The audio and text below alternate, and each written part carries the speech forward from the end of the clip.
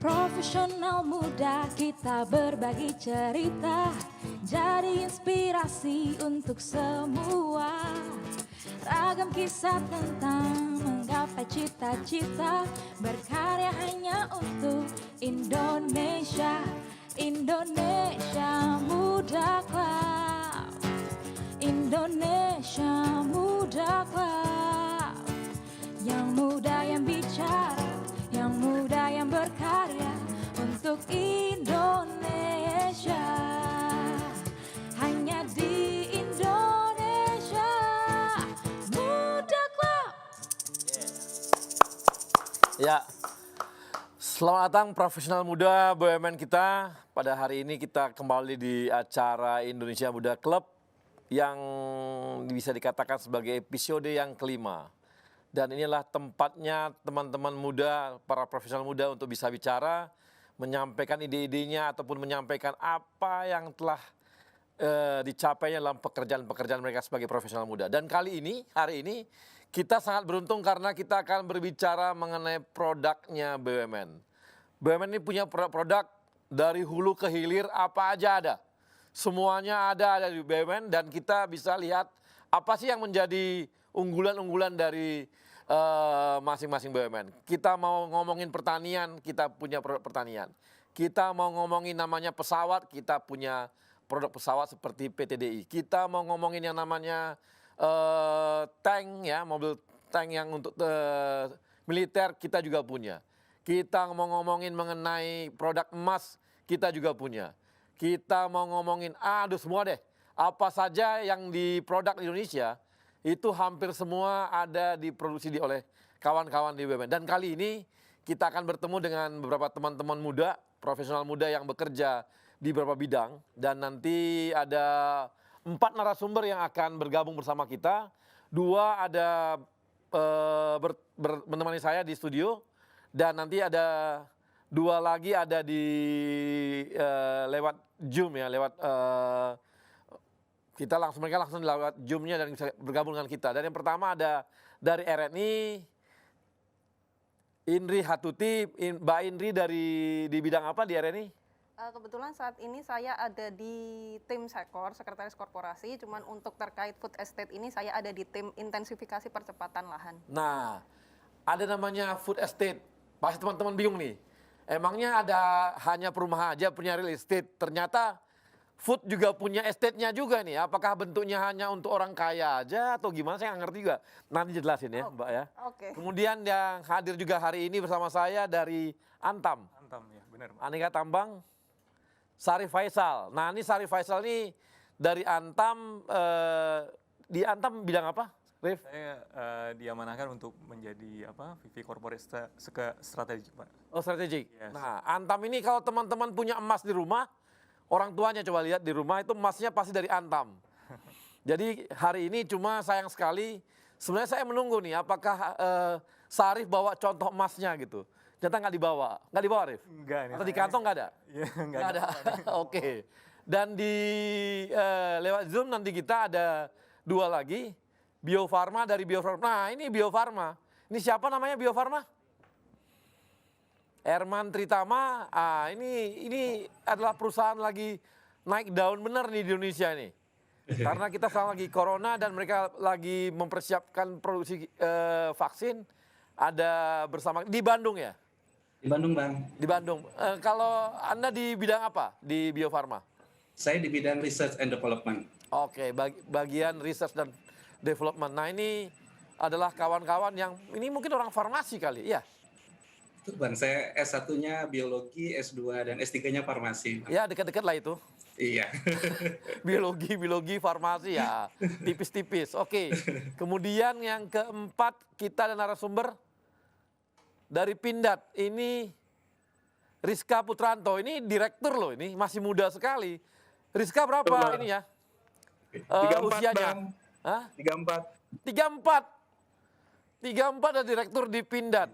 Bayangin, Pindad ini adalah produk perusahaan BUMN kita yang memproduksi senjata. Saya udah coba di sana ada senjata tembak-tembak itu enak banget tuh. Jadi saya temenin Bang. Ditemenin ya. Iya, Ada tank juga dan yang terkenal kemarin Maung ya. betul Bang. Yang lagi naik daun Maung. Nah ini masih muda Siap. sekali. Direktur di Pindad. Direktur bagian apa?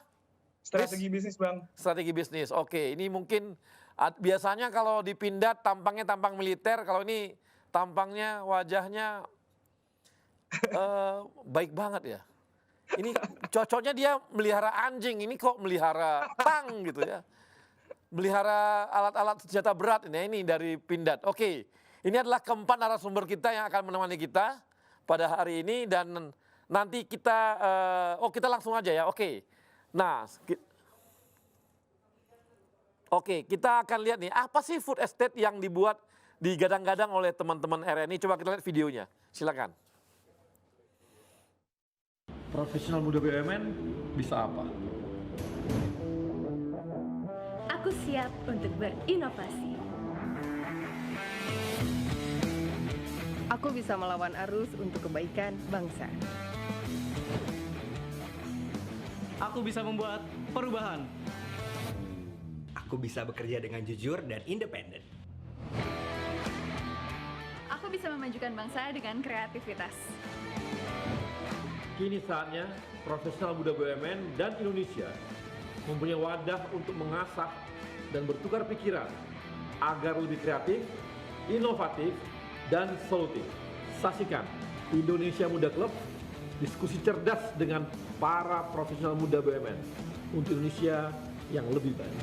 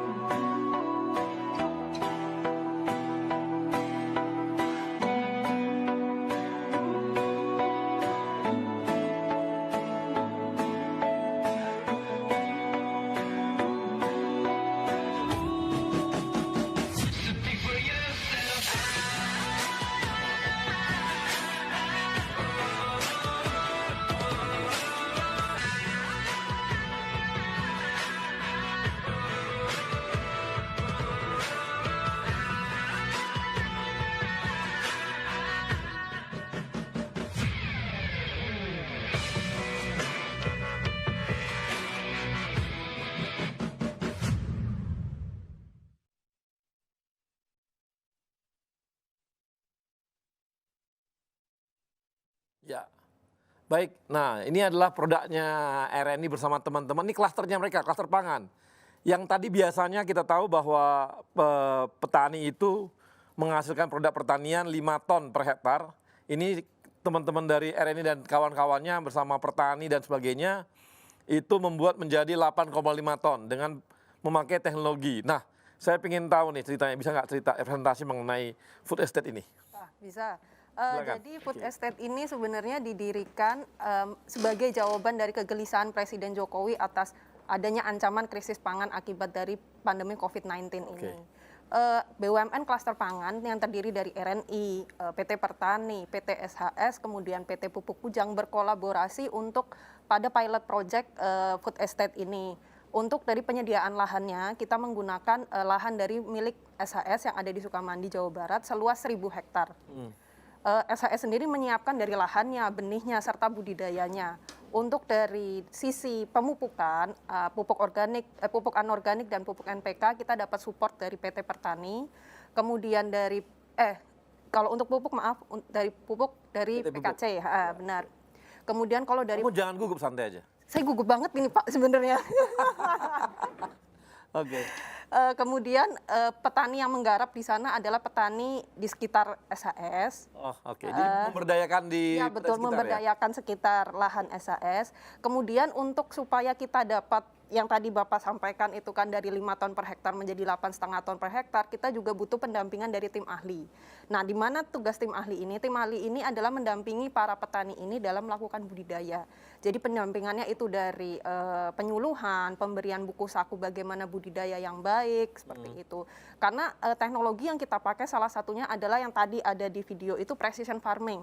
Precision farming yang saya maksud di sini adalah bahwa lahan itu tidak bisa disamaratakan treatmentnya. Jadi mungkin untuk di lahan bagian sini treatmentnya seperti ini, pupuknya misalnya cuma butuh sedikit, yang di sini mungkin sedikit lebih banyak, yang di sini banyak banget. Karena memang kita lihat kondisi masing-masing lahan ini berbeda-beda. Di situ yang membuat saya sedikit menarik bahwa penggunaan teknologi yang di sini.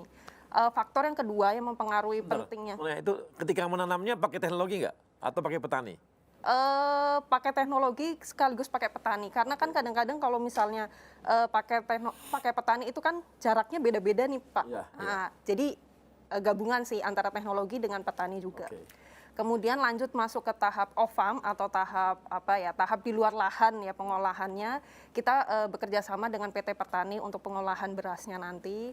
Kemudian untuk tahap off take-nya Pertani dengan salah satu anak perusahaan RNI ini yaitu PT Raja Wali Nusindo yang fokus di trading dan distribusi. Diharapkan dengan luasnya jaringan trading dan distribusinya Nusindo, ini produk ini tuh bisa sampai di masyarakat luas sehingga tidak hanya bermanfaat untuk para pelaku usaha tapi juga bermanfaat untuk para petani juga dengan masyarakat sekitar, karena tujuan akhir dari market kita juga di UMKM dan di warung pangan milik BUMN kemarin yang baru diresmikan kayaknya minggu lalu atau 2 minggu yang lalu. Seperti itu. Jadi inti dari paparan saya tadi adalah 2 hal yang ingin saya tegaskan di sini, bahwa food estate itu tidak akan bisa berhasil kalau ini proyek RNI sendiri.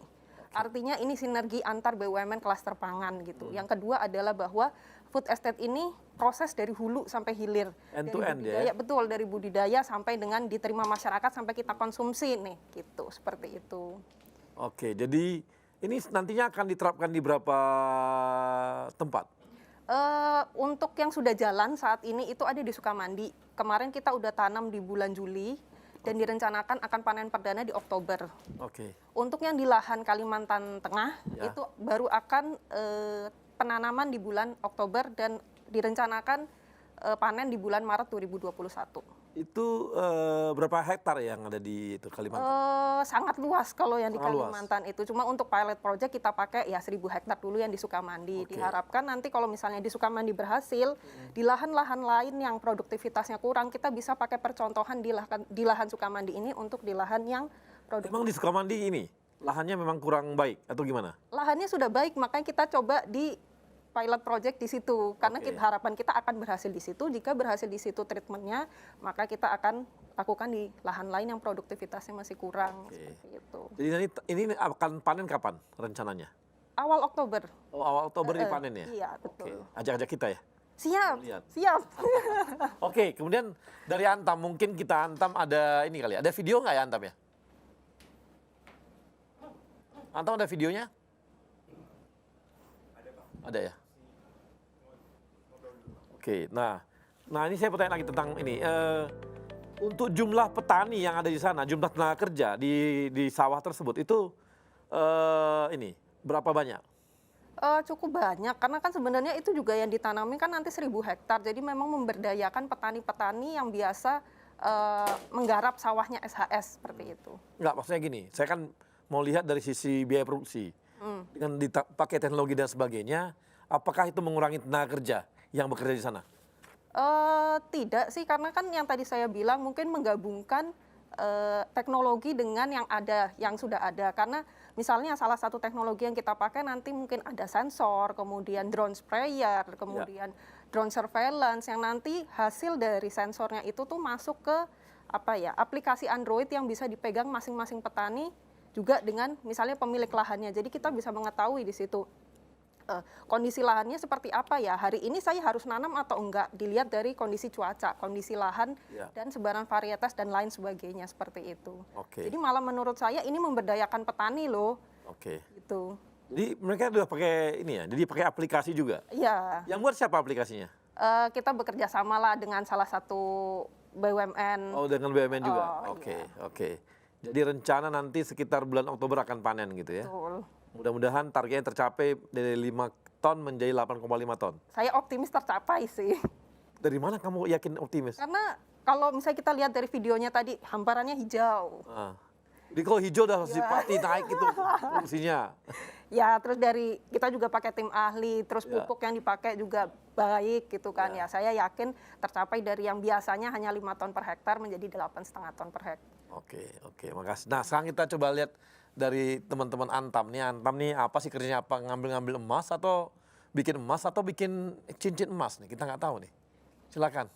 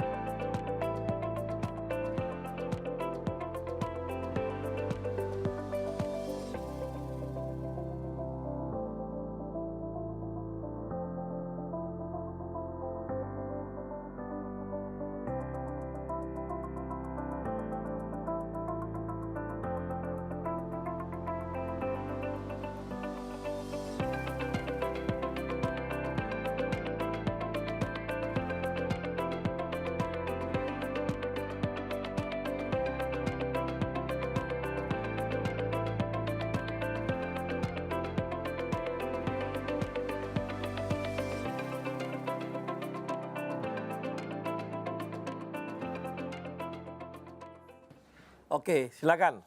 Mas Arief ini di Antam nih, tadi saya menarik ya karena ada nikel juga ya. Nikel ini kan membuat nantinya ujung-ujungnya lah rencananya ke depan tuh baterai ya. Baterai benar. Baterai. Jadi ini kan satu komponen baterai yang membuat nikel ini jadi suatu incaran banyak orang dan kebetulan di Indonesia nikel termasuk yang terbesar di dunia gitu ya. Nah, gimana Arief? Kira-kira di Antam gimana ceritanya? Ya, terima kasih ya Bang Arya ya. Saya juga Antam juga terima kasih nih karena udah diundang sini untuk bisa bayar kalau gitu. Aduh, itu dia masalahnya. Siap, ntar kita bayar. Jadi memang pertama yang terlintas kalau kita tanya orang-orang, Antam nih perusahaan apa sih? Pasti yang terlintas adalah perusahaan emas, Pak ya. Perusahaan emas. Nah, padahal sebenarnya Antam ini komoditas yang dijual bukan cuma emas. Kita juga punya komoditas lain kayak boksit tadi udah dilihat di video, kemudian kita juga punya nikel.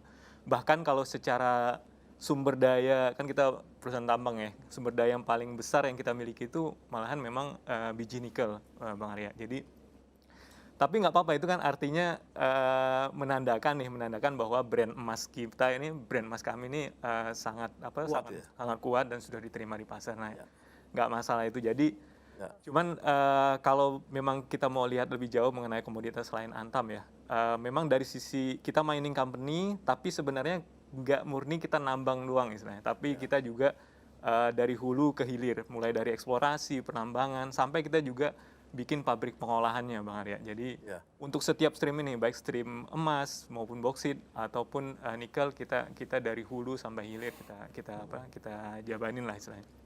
Jadi kalau misalnya di emas, kalau kita bicara produk tadi, kalau bicara produk saat ini memang produk yang brandnya kuat itu yang dari LM ya Bang Arya ya. Nah, kita punya produk utama yang pasti emas batangan ya. Emas batangan inilah yang dikenal. Oh, nggak buat cincin gitu enggak ya? Bisa juga. Bisa juga. Jadi kita juga punya ada customize produk juga selain yang main produk tadi ya emas batangan. Emas batangan juga kita sekarang lebih elegan Bang Arya. Jadi secara desain itu kan kita udah bikin sertifikat ya. Jadi lebih modern, lebih elegan ya. Harapannya juga customer juga lebih terlindungi dan bisa nyaman ya, karena di situ kita lengkapi juga dengan scan barcode juga. Jadi ya inovasi lah dari teman-teman di Logam Mulia. Kemudian juga kalaupun yang tadi customize tadi specialty product, bisa cincin, bisa juga kita ngeluarin sekarang ada gift series Pak. Jadi gift series itu misalnya Bang Arya mau ngucapin selamat apa Untuk ngerayu cewek gitu bisa dong. Nah, itu Mas, dia ya? memang. Maksudnya saya mau ke sana Ini dari menarik. Jadi sekarang ini cewek-cewek jangan mau lagi dikasih-kasih. Betul sekali. Minta emasnya Antam gitu. Dia karena Antam sekarang udah punya itu ya. Udah ada Kayak punya gift series ya. Ya, gift series. Ini pelajaran bagi yang teman-teman milenial, untuk teman-teman perempuan, jangan lagi mau dikirim-kirimin yang lain-lain. Minta aja yang gift series punya Antam. Ah, Itu ya. pasti sih lebih menarik.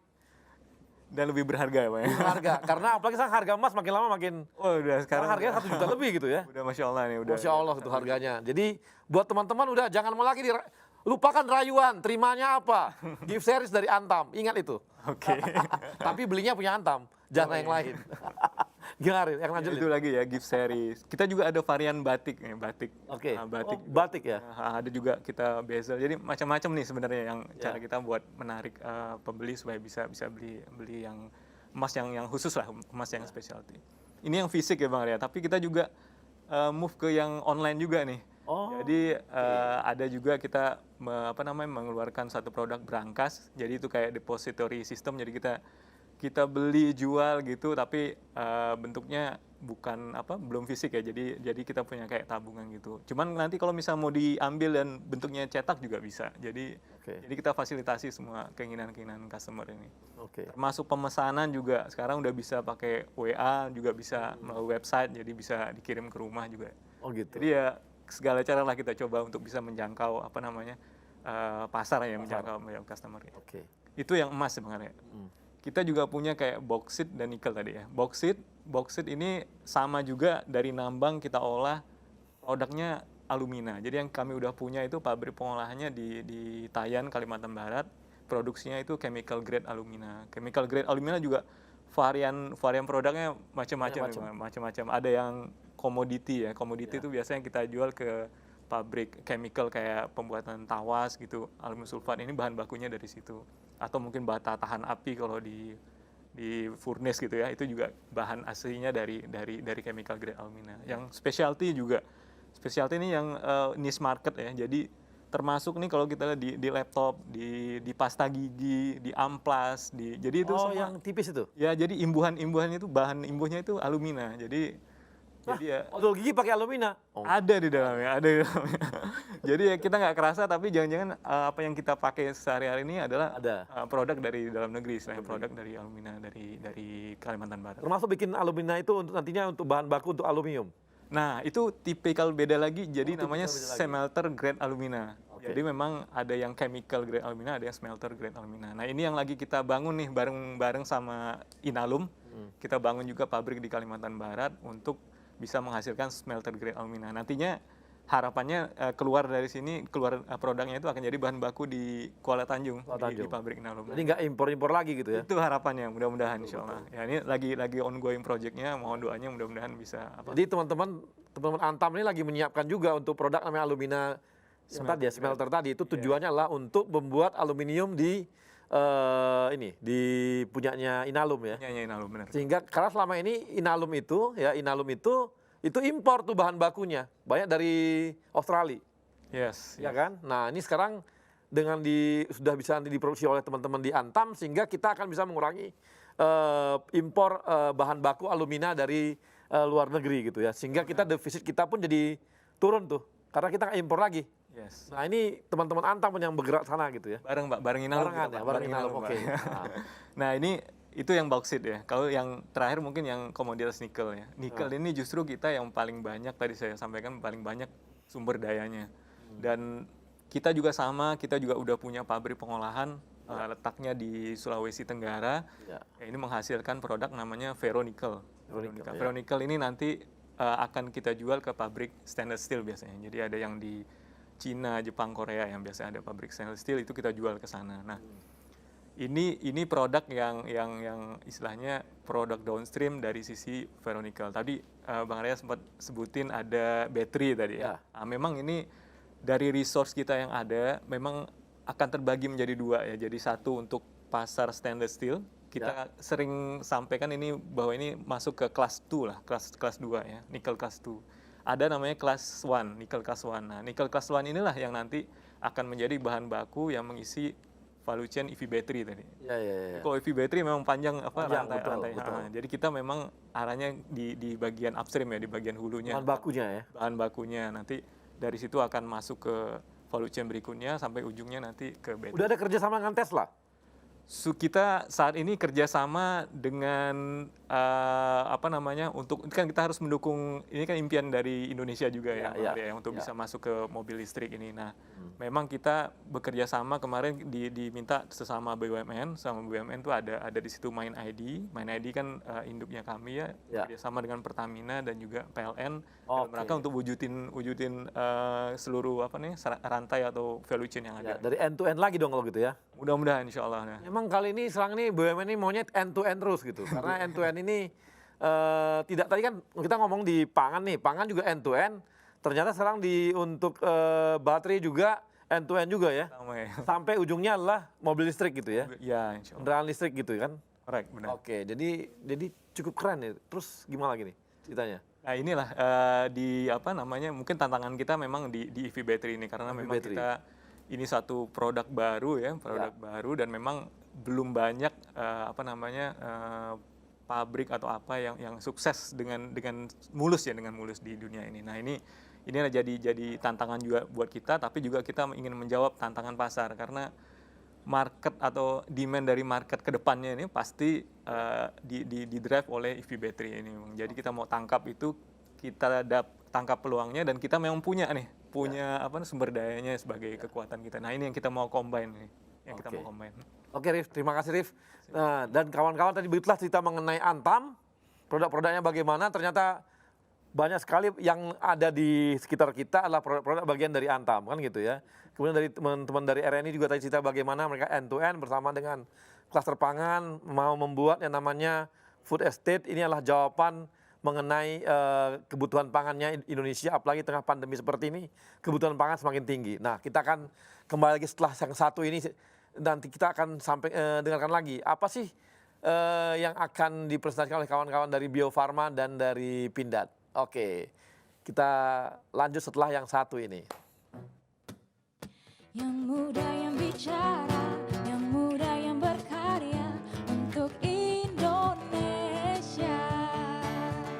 Hanya di Indonesia Muda Club.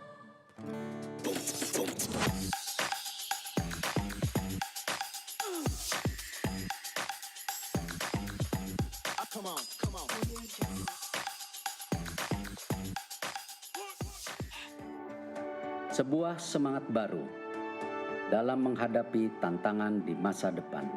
Kementerian BUMN dan seluruh BUMN di negeri ini terus bekerja keras untuk meningkatkan nilai ekonomi dan sosial demi kepentingan masyarakat luas. Melalui inovasi model bisnis yang akan mendorong mesin pertumbuhan dan kepemimpinan teknologi agar siap menghadapi perubahan. Melalui peningkatan investasi dan terciptanya ekosistem investasi yang sehat. Pengembangan talenta adalah kunci agar BUMN siap bersaing secara global. Semua ini hanya untuk negara dan bangsa, untuk Indonesia. Semangat baru ini kini hadir dengan wajah baru, dengan bentuk visual yang terinspirasi semangat inovasi dalam pemanfaatan teknologi. Dalam komposisi yang menggambarkan semangat kolaborasi, membentuk inisial institusi kebanggaan kami, bersanding dengan lambang negara Indonesia tercinta, Garuda Pancasila.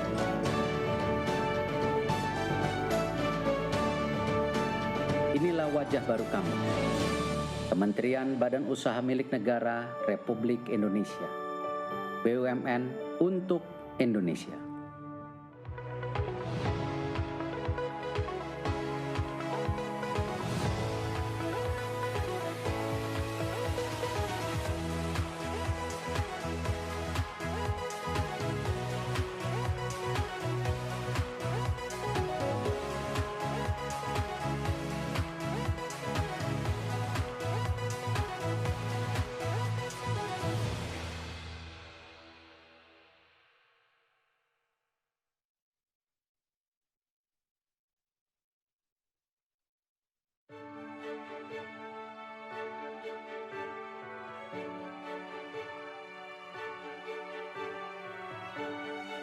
amanah. Kami memegang teguh kepercayaan yang diberikan. Kompeten. Kami terus belajar dan mengembangkan kapasitas. Harmoni. Kami saling peduli dan menghargai perbedaan. Loyal. Kami berdedikasi dan mengutamakan kepentingan bangsa dan negara. Kami terus berinovasi dan antusias dalam menggerakkan ataupun menghadapi perubahan. Kami membangun kerjasama yang sinergis.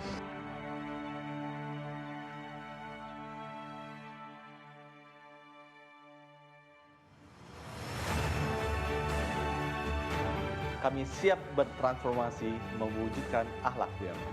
Kami siap memberikan yang terbaik dengan akhlak BUMN. Saya akan pimpin, saya akan kawal. Mari wujudkan akhlak BUMN untuk Indonesia.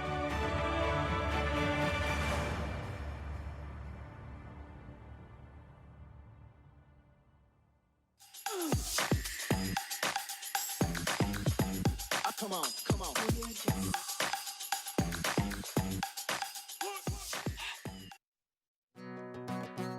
Yang muda yang bicara, yang muda yang berkarya untuk Indonesia. Hanya di Indonesia Muda Club. Ya, kawan-kawan profesional, kita ketemu lagi dan kali ini kita akan membahas mengenai Bio Farma. Bio Farma ini vaksin yang penghasil vaksin di dunia. Anda tahu nggak kalau mereka sudah ada sekitar 120 tahun yang lalu. 120 tahun lalu. Kita di mana ya? 120 tahun lalu mereka sudah hadir, mereka sudah buat vaksin. Vaksinnya ada 14 vaksin sampai hari ini. 14 vaksin dan mereka adalah termasuk yang terbesar. Kalau teman-teman tahu kenapa sih kita orang sekarang makin berkurang yang cacat ya kalau lahir tuh? Karena namanya vaksin polio. Nah, vaksin polio itulah produknya Bio Farma. Dan hampir 75%, namanya yang vaksin polio ini itu diproduk di dunia itu dikuasai marketnya oleh Bio Farma. Jadi Bio Farma ini cukup keren gitu ya, cukup keren tapi banyak yang nggak tahu nih. Banyak yang nggak tahu, jadi kita perlu tahu dan apalagi biar teman-teman tahu ya. Pak Erick Thohir karena kemarin berbicara mengenai bahwa telah kita akan mendapatkan vaksin sampai ratusan juta, 250 juta, hampir 300 juta vaksin, itu membuat harga saham di bursa saham hari ini naik tinggi gitu. Mencapai 5.000 sekian, 500 atau 500, saya lupa. Tapi itu semua karena omongan seperti itu gitu. Jadi begitu kuatnya pengaruh vaksin karena pandemi ini dan kita akan dengarkan nih. Bagaimana nih? Dari Erman, saya ingin tahu Erman, halo Erman. Iya Bang. Ya silakan Erman. Ya terima kasih Bang. Man, kau dulu di mana kuliah? Kuliah di mana dulu? Saya kuliah S1-nya di ITB Bang, S2, S3 juga di ITB Bang. Nah ini tampang-tampang ITB begitu tuh. Nah, lugu, nerd dan sebagainya. Cuma saya aja agak gaya dikit. Yang lain mah aduh kayak gini gayanya. Gaya Erman gini. Apalagi ketemunya vaksin mulu. Man, cerita Man. Mengenai Bio Farma. Ya Bang, makasih Bang. Jadi sedikit memberikan ilustrasi dulu Bang bagaimana vaksin itu dibuat. Jika kita lihat ada dua sebenarnya besaran untuk membuat vaksin. Yang pertama adalah membuat bahan aktifnya, kita sebut dengan balek Bang, bahan aktif ini. Bahan aktif ini sebenarnya kalau kita lihat tadi di RNI itu menanam benih padi kemudian memanen hasil padi. Kalau di Bio Farma Bang, yang kita tanam adalah virus atau bakteri. Jadi misalnya pada kasus COVID, maka kita menanam virus corona yang tadinya jumlahnya misalnya baru 1 sel, dipanen menjadi kurang lebih misalnya sekitar 1 juta sel. Jadi kita memperbanyak virus itu. Jika platform teknologi yang diambil adalah inaktivasi, maka virus tadi yang sudah 1 juta sel itu Bang, itu kita inaktifkan dengan menggunakan agent penginaktivasi. Nah, setelah kita bisa membuat bahan aktifnya, baru kemudian kita membuat produk akhirnya. Produk akhirnya vaksinnya tadi Bang. Jadi bahan aktif tadi yang sudah pekat, yang jumlahnya misalnya sekitar 1 juta, itu kita akan encerkan dengan larutan pengencer, kemudian ditambahkan stabilizer, ditambahkan adjuvan, hingga kemudian menjadi produk vaksin yang siap untuk dikemas dan didistribusikan untuk digunakan. Waktu bikin vaksin ini cukup lama, Bang, karena sebenarnya selain proses produksinya, ujinya untuk memastikan bahwa vaksin itu aman dan berkhasiat, itu secara umum sekitar 1 tahun, jadi 12 bulan untuk membuat 1 buah vaksin.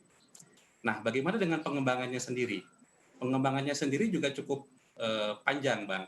Kalau dilihat pengembangan pembuatan vaksin, itu secara umum hampir 15 tahun. Mulai dari pemilihan kandidat vaksin, uji preklinis, kemudian uji klinis, yaitu uji di manusia. Sampai kemudian vaksin ini mendapatkan persetujuan dari badan regulasi. Dalam hal ini untuk di Indonesia dari Badan POM. Baru kemudian bisa dijual. Nah, dengan panjangnya waktu proses pembuatan vaksin, baik itu pengembangan maupun proses produksinya, maka strategi yang diambil oleh Bio Farma supaya tetap mandiri dan bisa cepat menyediakan vaksin, maka strategi dalam pengembangan adalah penguasaan platform teknologi. Jadi hampir semua platform teknologi pembuatan vaksin ini telah dikuasai oleh Bio Farma. Mau itu whole cell virus inactivated, whole cell virus live attenuated, rekombinan, itu sudah dikuasai oleh Bio Farma. Karena kenapa? Karena kalau kita bisa menguasai itu, maka proses pengembangan pembuatan vaksin ini tidak bisa kita persempit dari sebelumnya 15 tahun menjadi lebih pendek. Yang kedua juga yang harus dikuasai pada tahap pengembangan adalah kemampuan upscaling. Kalau kita tahu sendiri, Bang, kalau penelitian mungkin dulu waktu kita kuliah atau waktu SMA, penelitian itu kan dilakukan pada skala kecil, 1 liter lah sampai mungkin 10 liter. Kalau kemudian kita harus naikkan pada skala produksi itu 1.000 liter sampai 2.000 liter, kalau kita tidak memiliki kemampuan upscaling akan sulit. Sehingga itu juga harus dikuasai oleh Bio Farma. Dan yang ketiga adalah penguasaan regulasi. Penguasaan regulasi menjadi faktor penting. Karena jangan sampai vaksin yang sudah kita buat dalam jangka waktu yang lama, 10 tahun sampai 15 tahun, ternyata tidak bisa digunakan, Bang. Karena misalnya tidak memenuhi aturan yang dipersyaratkan oleh Badan POM. Nah, itu yang harus kita kuasai dengan baik. Nah, bagaimana dengan penyediaan vaksin? Ya, Bang. Nah, kalau gitu yang corona sekarang sangat cepat dong, ya hanya berapa bulan udah seperti ini kondisinya. Betul, Bang. Nah, pada kondisi 15 tahun ini bisa sampai hanya berapa bulan gitu ya. Betul, Bang. Jadi pada kondisi emergensi, pada kondisi pandemik seperti ini, jadi ada beberapa aturan memang yang diperbolehkan di Badan Kesehatan Dunia WHO sendiri, itu ada namanya EUL, Emergency Use Listing. Jadi pada kondisi emergensi, memang pembuatan vaksin ini dipercepat. Jadi ada beberapa tahapan yang diperbolehkan untuk dilewati. Tetapi tentu tetap harus ada pembuktian. Makanya tetap harus ada uji klinis yang dipersyaratkan, Bang. Gitu. Nah tadi lucu juga ya, tadi dari 1 juta misalnya, dari vaksin itu baru diperbesar, diperbanyak di 1 juta. Itu apakah untuk melemahkan dia atau bagaimana ya? Nah, kalau pada konsep vaksin dengan platform seperti yang saat ini, yang whole virus yang inactivated, sebenarnya tujuannya adalah memperbanyak, Bang. Karena gini, karena kalau benih atau bibit itu kan mungkin kandungannya hanya 1 virus. Kalau 1 virus ini dibuat, kan langsung sekali pakai saja digunakan oleh pasien. Maka kita harus perbanyak. Nah, ini memperbanyak virus dari tadinya 1, misalnya 1 virus, menjadi 1 juta virus. Sehingga nantinya bisa dipakai untuk 1 juta pengguna, misalnya, Bang. Gitu, Bang. Nah, jadi kita memperbanyak virus. Jadi vaksin itu adalah virus itu sendiri sebenarnya? Betul. Jadi vaksin itu ada yang virus itu sendiri yang dilemahkan. Ada teknologi yang baru juga, Bang, yang dikembangkan oleh teman-teman kita juga, yaitu vaksin rekombinan. Jadi hanya mengambil bagian tertentu dari virus, kemudian diinsersikan pada misalnya pada ragi, nanti ragi itu akan menghasilkan bagian komponen itu sendiri dari virus, itu bisa memberikan efek kekebalan terhadap manusia juga. Jadi bisa virus itu sendiri, bisa bagiannya dari virus. Jadi Coba kita akan lihat coba videonya ya. Ada video dari Bio Farma, coba kita tayangkan dulu. Silakan kawan-kawan. Presiden Republik Indonesia Joko Widodo didampingi Menteri Sekretaris Kabinet Pramono Anung, Menteri BUMN sekaligus Komite Penanganan COVID-19 dan Pemulihan Ekonomi Nasional Erick Thohir, Menteri Kesehatan Terawan Agus Putranto, Kepala Badan POM Penny Lukito, Kepala BNPB Doni Monardo, dan Gubernur Jawa Barat Ridwan Kamil meninjau secara langsung kesiapan fasilitas dan kapasitas produksi vaksin COVID-19 di Bio Farma dan penyuntikan perdana relawan uji klinis vaksin COVID-19 yang dilaksanakan di Fakultas Kedokteran Unpad dan diterima langsung oleh Direktur Utama Bio Farma Hanesti Bashir beserta jajaran Board of Executive Bio Farma. Dalam uji klinis 3 vaksin COVID-19 tersebut, Bio Farma bekerja sama dengan tim peneliti uji klinis fase 3 Fakultas Kedokteran Unpad Bandung selama 6 bulan ke depan. Bio Farma sudah mempersiapkan fasilitas produksi dengan kapasitas maksimal sebanyak 100 juta dosis dan pada akhir Desember 2020 akan ada tambahan kapasitas produksi sebanyak 150 juta dosis. Produksi untuk vaksin juga dilakukan sendiri oleh Bio Farma. Artinya vaksin inilah nanti yang akan digunakan untuk vaksinasi di tanah air. Kita optimis bahwa dengan segera ditemukannya vaksin ini, kita bisa melakukan vaksinasi kepada seluruh rakyat.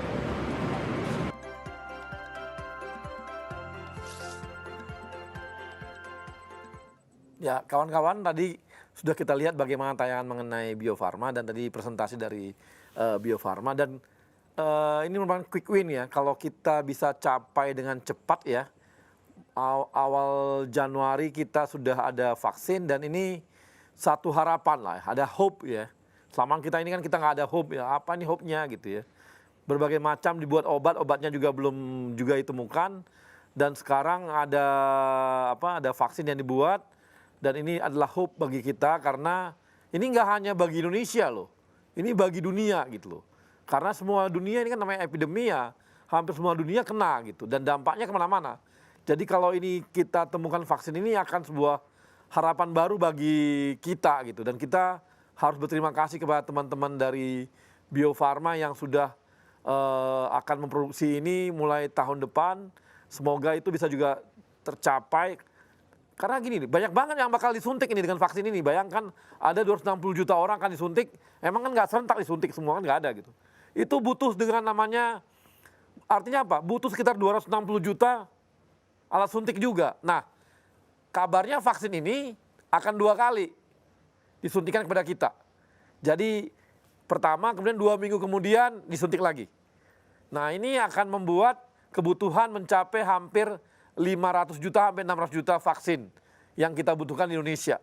Itu akan disuntikkan kepada kita, dan artinya banyak kebutuhan ini. Jadi kalau teman-teman ini ya, siap-siap aja kita tahun depan kita akan disuntik vaksin semua nih dengan vaksin corona, dan kita bisa kembali berproduksi secara new normal. Artinya new normal dengan cara yang kita, kan banyak hal yang dapat positif juga dari kondisi corona ini gitu. Nah, oke, kita akan lanjut ke teman kita dari Pindad, Mas Rizka. Mas Rizka, tapi sebelumnya kita akan lihat video dari Pindad.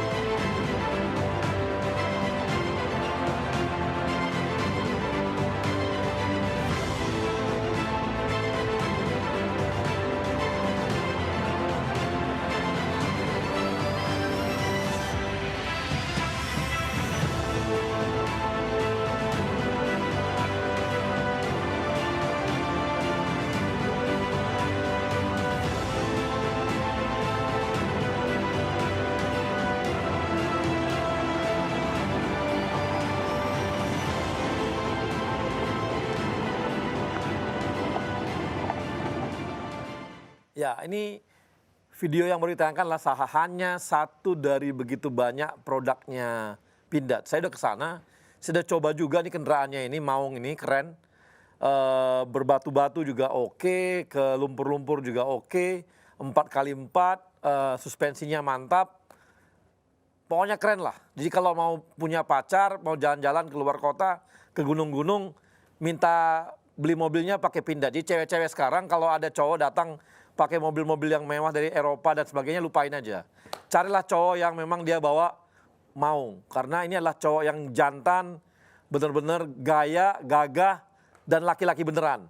Karena sekarang banyak cowok-cowok tapi ya cowok. Ya Anda tahu sendirilah. Baik, kita akan dengarkan ya ada Rizka. Rizka mana Rizka? Rizka ini muda banget, baru 34 ya Riz? Betul Bang. Nah, ini dari 34 sudah ngutak-ngatik Pindad. Jadi coba silakan Riz, bisa cerita mengenai Pindad nih, gimana Pindad sekarang setelah bersama-sama Rizka nih? Baik Bang, terima kasih sebelumnya Bang. Pindad sekarang menuju arah transformasi yang baru Bang. Jadi mungkin dulu Pindad terlihat cukup bagaimana ya, military sekali. Memang kita masih selalu fokus di military. Namun kita sekarang akan merubah wajah kita, bertransform, tentu masih military, namun kita akan mengembangkan banyak-banyak produk yang lebih varian. Pindad mempunyai ambisi untuk masuk perusahaan pertahanan global dunia 100 besar pada tahun 2024, Bang. Ini merupakan satu giant leap, satu langkah besar dan satu ambisi Pindad. Semoga langkah ini dapat terwujud, karena sangat bisa terwujud mengingat banyak sekali agenda dari pemerintah Indonesia, terutama di sektor pertahanan dan keamanan, dan juga di sektor ketahanan pangan juga, Bang, karena Pindad juga aktif dan involved di ketahanan pangan, sehingga dengan dua agenda besar pemerintah kita di bawah Pak Presiden Joko Widodo, yang berfokus pada pertahanan keamanan dan juga berfokus pada pertahanan pangan, Pindad akan selalu berada di bagian dalam pembangunan tersebut.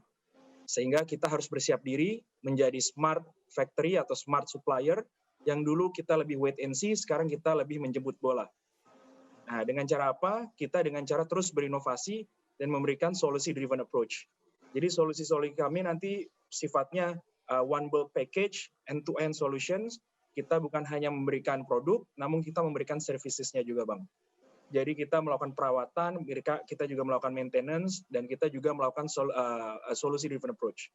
Jadi ketika TNI membutuhkan satu sistem persenjataan, kita akan supply dengan complete package sistem persenjataan. Bukan hanya sepenggal-sepenggal yang mungkin kalau dulu kita lebih fokus seperti itu. Kurang lebih seperti itu, Bang. Oke, nah ini saya dapat kabar kalau Pindad ini sebenarnya sudah ada sejak tahun berapa ya? 2 abad yang lalu? Ya, Pindad berdiri zaman VOC, Bang. Nah. Kala itu dibikin langsung oleh Dendels, mungkin Abang tahu ya. Dendels siapa, Gubernur Jenderal Wah, kamu Belanda. kira saya udah tua banget ya? Sampai saya, emang saya seumuran, Dendels. Aduh, enggak, santai Riz, lanjut. Ya, kita Pindad ini kalau tidak salah Bang, correct me if I'm wrong, itu perusahaan kedua tertua di Indonesia setelah PT Pos, Bang. Ya. Jadi kalau nggak salah kita selangnya hanya sekitar setahunan atau 2 tahun. Kemudian Pindad adalah perusahaan kedua. Kita didirikan sekitar 1808. Awalnya merupakan bengkel persenjataan dari VOC kala itu. Kemudian di awal 1900-an Pindad menyuplai senjata terhadap kolonial Belanda, munisi juga, persenjataan munisi dan bahan-bahan peledak lainnya. Ketika tahun 1920 akhirnya Pindad pindah ke Bandung, Bang. Awalnya di Surabaya dulu. Awalnya di Surabaya ketika Dendels membangun Pindad di Surabaya. 1920 Pindad pindah ke Bandung. Yang dimana Abang kemarin main, itu bangunan tahun 1920, Bang. Wow. Jadi itu bangunan cukup tua. Dan itu masih otentik, dijaga otentiknya dan heritage-nya. Itu tahun 1920-an kita pindah ke Bandung. Setelah Indonesia merdeka, Pindad tentu menjadi milik pemerintah Indonesia. Dan tahun 60 berubah menjadi namanya Perindustrian Angkatan Darat, Bang, untuk membantu TNI Angkatan Darat dalam mensuplai persenjataan TNI Angkatan Darat. Nah, ketika tahun 80-an, khususnya di tahun 83-an, kala itu Pindad bertransformasi menjadi BUMN, dipimpin langsung oleh almarhum Bapak Habibie. Di situ Pindad masuk di dalam kamar atau di dalam gerbong, kalau sekarang sebutnya klaster, dulu sebutnya BPIS, Badan Perindustrian Strategis. yang dipimpin langsung oleh Bapak Habibie. Di situ terdiri dari Pindad, Dirgantara, PAL, Krakatau Steel, dan lain-lainnya. Dan nama Pindad sudah bukan menjadi Perindustrian Angkatan Darat lagi, namun menjadi PT sekarang, PT Pindad. Nah, hingga hari ini Pindad tetap eksis dan tetap berada dalam lokomotif pertahanan keamanan Indonesia, dan juga sekarang kita berada dalam lokomotif ketahanan pangan Indonesia. Oke, jadi supaya teman-teman tahu ya, jadi dulu itu Belanda itu untuk VOC itu persenjataannya, itu perang-perang itu diproduksi di Pindad, di Surabaya. Ya, Betul, Bang. Jadi kemudian kolonial Belanda kan setelah VOC kan dia perusahaan. Kemudian kolonial Belanda. Jadi ketika Belanda itu perang di Eropa atau perang di Afrika dan sebagainya, senjata dari Pindad kalau gitu ya. Betul, Bang. Itu yang tahun 1920-an itu.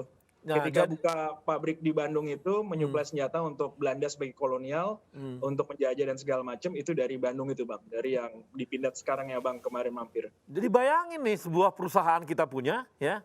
Ini dulu Belanda di produknya senjata dari Pindad. Jadi perang-perang itu semua dari Pindad. Betul. Makanya harusnya ini ya perusahaan yang sangat terkenal sebagai perusahaan militer sebenarnya di dunia, harusnya ya. Betul, Bang. Makanya tadi saya sampaikan sangat mungkin Pindad menjadi 100 besar dunia di tahun 2024 karena dengan produk-produk kita yang sangat inovatif, solusi driven approach, dan juga ambisi dan juga agenda-agenda besar dari pemerintah Bapak Joko Widodo yang didukung oleh pemerintahan Bapak Prabowo di sini di Kementerian Pertahanan. Pindad. Waduh, mati nih dia. Nggak apa-apa. Ini ya, jadi gini. Saya juga beritahu ya bahwa Pindad ini adalah perusahaan ya yang dia buat peluru juga ada, kemudian dia buat senjata laras pendek juga ada, laras panjang juga ada, dia juga buat yang namanya senjata berat ya, jadi peluru yang untuk meriam gitu juga dia buat gitu ya. Dia buat tank juga, tank dia ini terkenal banget, terkenal dia. Karena apa? Tank dia ini sama dengan kalibernya Leopard. Jadi kalau Leopard buatan Inggris dan sangat terkenal di dunia, kualitasnya sama dengan Pindad. Nah ini kemampuan Pindad untuk buat nih sangat hebat. Mungkin teman-teman BUMN yang muda-muda perlu nih. Kalau ada dulu waktu kita mahasiswa, itu kan ada karya wisata gitu ya. Jalan-jalan ke industri.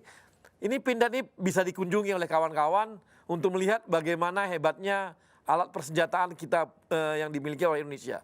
Sehingga sangat wajar kalau pemerintah Indonesia saat ini Pak Jokowi itu minta banget, kita ngapain beli ke luar negeri, beli dalam negeri aja. Supaya apa? Supaya BUMN. Nah, tadi sayang banget diceritakan bahwa sekarang ini pendapatan Pindad naiknya berkali lipat. Kabarnya hampir 3 kali lipat daripada yang sebelumnya. Karena banyak sekali proyek yang mereka kerjakan untuk pemerintah Indonesia. Karena kepercayaan terhadap produknya Pindad makin besar gitu. Dan ke depan sih makin oke. Dan saya mau beritahu juga, ini adalah industri-industri strategis di Indonesia. Setiap ada perubahan pemerintahan dulu ya, waktu zaman Belanda itu, ketika kita masuk kemerdekaan, itu dikuasai oleh Indonesia. Kemudian Jepang. Kemudian awalnya Jepang. Ganti pemerintahan masuk ke Indonesia, ganti lagi nih bosnya. Demikian juga setelah itu ada Belanda masuk lagi, diganti lagi Belanda. Begitu seterusnya, karena dianggap sebagai industri strategisnya. Ini nggak hanya oleh Pindad, di Bio Farma juga begitu. Kalau kawan-kawan ke Bio Farma, itu Anda akan lihat bahwa ternyata setiap ada pergantian pemerintahan Indonesia dulu, dari Jepang dan sebagainya, maka berganti-ganti juga itu. Jepang, kemudian kita merdeka orang Indonesia, kemudian masuk agresi Belanda, langsung dikuasai oleh Belanda lagi. Jadi setiap baru perubahan-perubahan terjadi terus. Kenapa? Karena Bio Farma pun sangat strategis. Anda percaya nggak kalau Bio Farma ini sangat berbahaya juga. Kalau digabungkan dengan persenjataan, bisa jadi senjata biologis. Ini bahaya banget. Jadi betul-betul ini adalah sebuah sebuah alat senjata biologi yang mengerikan, bisa dimanfaatkan oleh Indonesia kalau dia disatukan. Tapi ya ini kan kita lihatnya lebih kepada penyakit dan sebagainya. Tapi artinya begitu pentingnya industri ini sehingga menjadi rebutan bagi banyak pihak gitu. Nah, kita akan dengarkan lagi yang nantinya bagaimana sih mereka bercerita mengenai industri mereka, kenapa mereka ada di sana, tapi kita akan lanjut setelah yang satu ini. Yang muda yang bicara, yang muda yang berkarya untuk Indonesia. Hanya di Indonesia, Muda Club. Walaupun banyak negeri ku jalani, yang masyhur permai di kata orang, tetapi kampung dan rumahku, di sanalah ku rasa senang. Tanahku tak ku lupakan,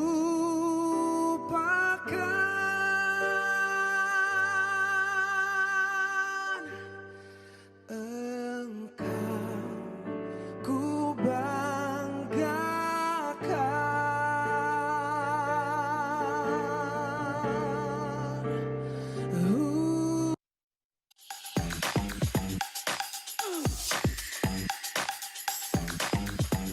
Come on, come on.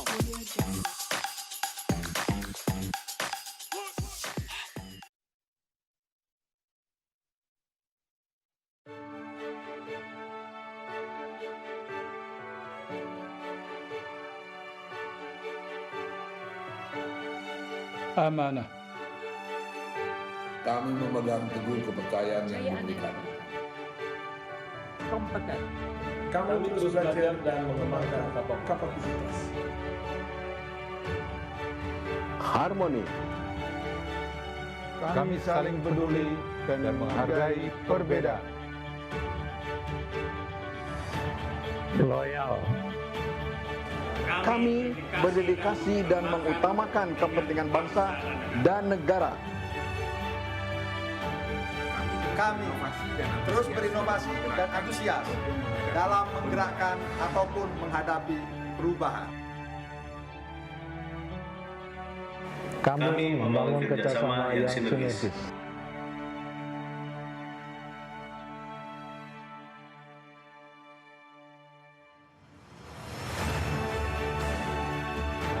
Kami siap bertransformasi mewujudkan akhlak BUMN. Kami siap memberikan yang terbaik dengan akhlak BUMN. Saya akan pimpin, saya akan kawal. Mari wujudkan akhlak BUMN untuk Indonesia.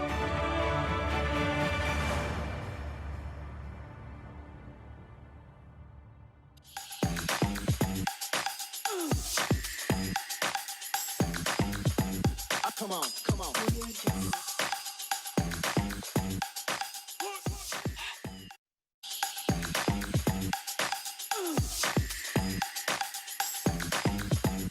Come on, come on.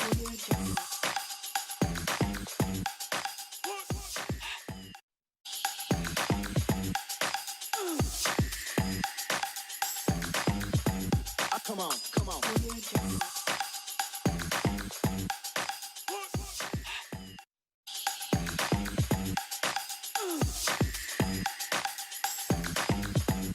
Come on, come on.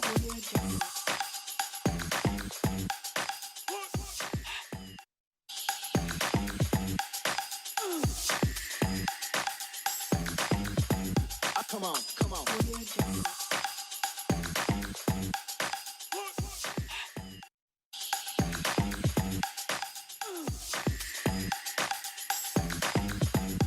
Come on, come on.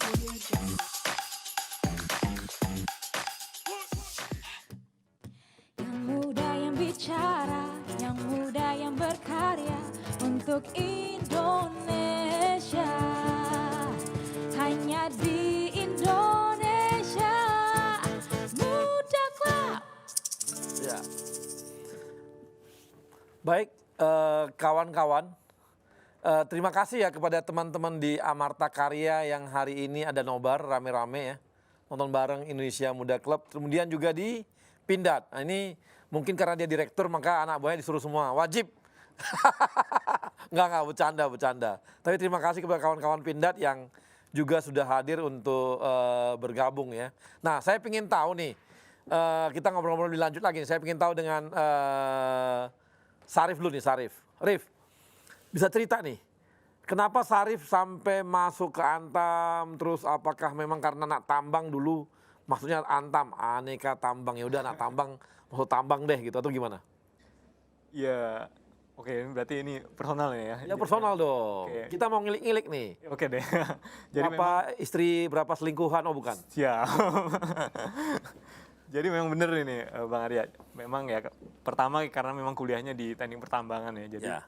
Jadi ya kita mau cari yang memang bisa mengimplementasikan apa yang udah kita pelajari, dan alhamdulillah Antam ini mau terima saya nih istilahnya untuk bisa bergabung, dan tapi alhamdulillah sekali saya termasuk bersyukur dan bangga bisa masuk ke Antam ya. Pertama karena Antam nih BUMN. Bicara BUMN ya kita kerja bukan hanya setiap kontribusi yang kita lakukan kan bukan cuma buat perusahaan, tapi lebih jauh mau langsung nggak langsung kan pasti ke negara. Nah itu mungkin yang satu hal yang bikin saya itu ya sampai sekarang ya, karena saya dari lulus kuliah sampai sekarang masih di Antam, masih di BUMN. Nah jadi kalau bicara produk keren asli BUMN ya saya produk aslinya, tapi kalau kerennya nggak tahu ya. Aslinya asli nih dari selesai kuliah langsung di Antam. Nah yang kedua juga uniknya Antam tadi karena dia punya beberapa komoditas, dan itu bikin membuat saya pengen ada pembelajaran gitu ya. Jadi pembelajaran buat saya karena pertama saya masuk di komoditas nikel, produksi nikel, kemudian saya pindah ke produksi alumina yang bauksit. Nah, sampai ke sini. Nah, itu juga Emang ada tantangannya kan, Antam itu kan tambang kan nyangkul doang itu. Iya. Cuma kan beda, satu cangkul pakai kecil gitu, ini cangkulnya pakai besar, korek gitu. Emang ada yang menarik gitu? Oh iya, kan nyangkul doang kok. Uniknya Antam tuh bukan cuma nambang, Mas. Gitu. Jadi uniknya Antam ya kan kita tadi integrasi ya dari eksplorasi, penambangan sampai pengolahan. Kebetulan saya di pertambangannya juga di bagian pengolahannya. Jadi gimana kita bisa mengolah hasil tambang tadi untuk menjadi produk yang punya value added lebih gitu. Nah itu punya keunikan tersendiri lah, karena kan kalau ore atau biji nikel atau biji bauksit ini kan kita nggak bisa atur sebenarnya, maksudnya memang dari sananya udah sumber daya alam. Jadi ini keunikannya gimana bisa ngubah ini menjadi produk yang bisa diterima di pasar, itu sih uniknya. Aku menarik tadi, lu tadi ngomong bahwa kenapa, karena gue di BUMN ini menarik Bang, karena kami tidak hanya sekedar menguntungkan untuk perusahaan tapi menguntungkan untuk Indonesia. Emang lu cinta Indonesia gitu sampai gitu-gitu amat gitu? Insya Allah ya. Kan ini nilainya beda banget nih. Yang kerja di BUMN itu adalah beda loh di BUMN ini kerjanya. Karena apa? Kami kerja betul cari uang. Kami betul untuk produksi. Kami betul untuk membuat kaya perusahaan. Tapi ini untuk Indonesia gitu. Jadi merah putihnya kuat banget. Emang yang ngajarin siapa merah putih? Ya mungkin dari pribadi, dan juga kita juga yang pertama kita ngerasa dari kampus lu kali. Enggak ya, semua sih sebenarnya, karena kan ini kan gimana ya? Artinya kalau kita berasa di BUMN tuh rasanya berasa jadi pejuang, Bang. Oh, jadi pejuang. Jadi, walaupun kita nggak bawa senjata kayak di Pindad gitu ya, nembakin musuh enggak, tapi kita pejuang buat negara ini ya. Inilah mungkin jalannya kita kan, bagaimana kita bisa memberi manfaat. Sebenarnya itu sih poin kenapa kita hidup nih kan, kita mau memberi manfaat. Jadi nanti menarik nggak untuk ke depan tambang yang lu lihat nih, Antam ini bagaimana ke depannya? Yang lu lihat menariknya gitu?